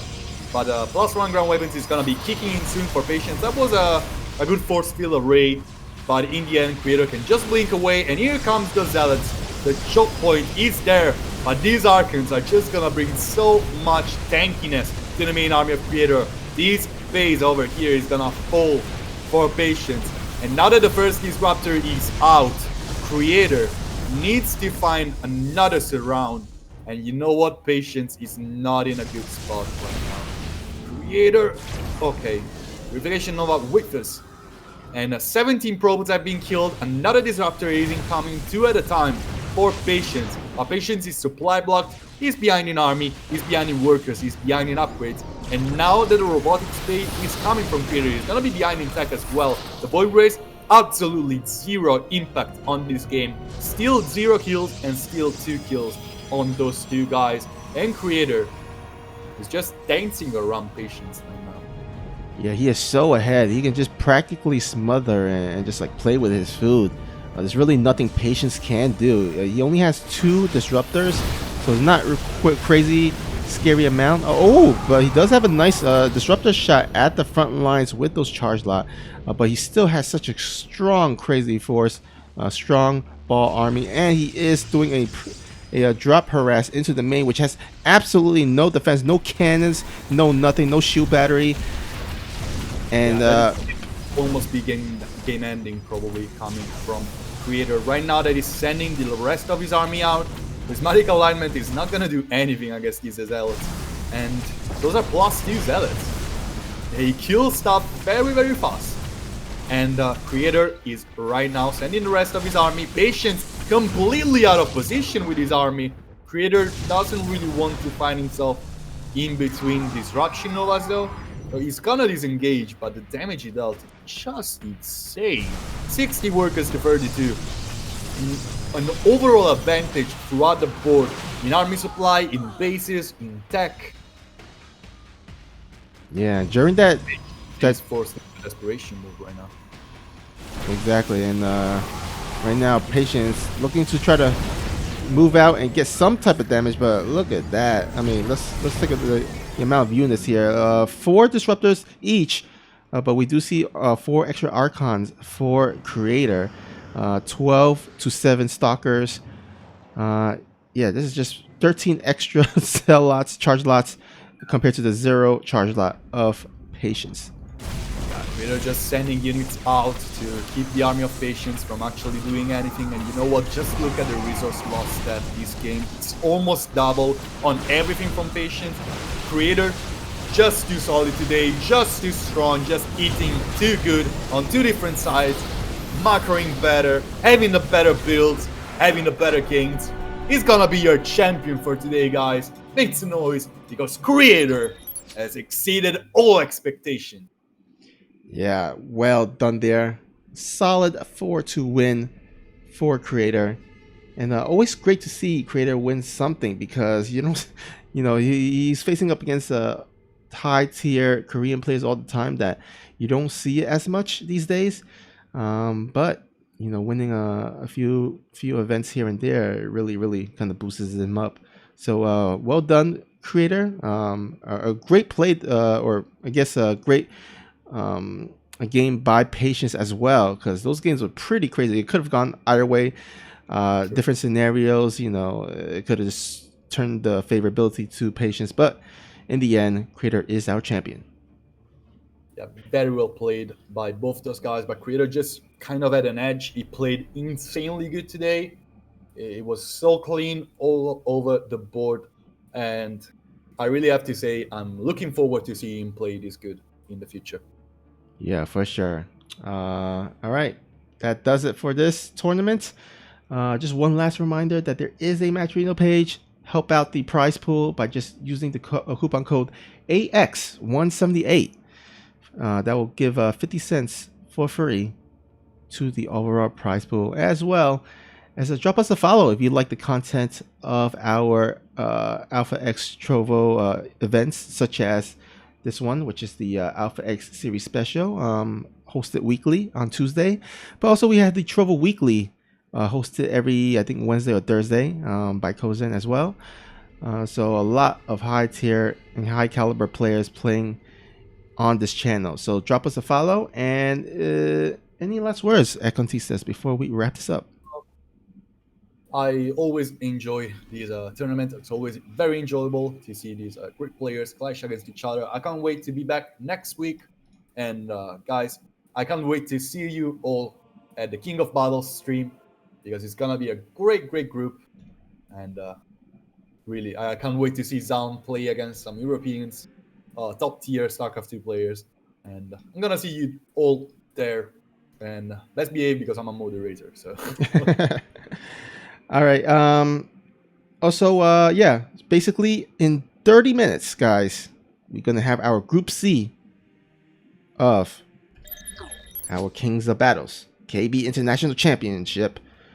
It's going to be featuring Rogue, Hero Mean, Showtime, Zaun, and it's going to be casted by our lovely caster Kozen, and then also joining with him is the special caster in Zombie Grub. So you definitely don't want to miss it. It's going to be awesome.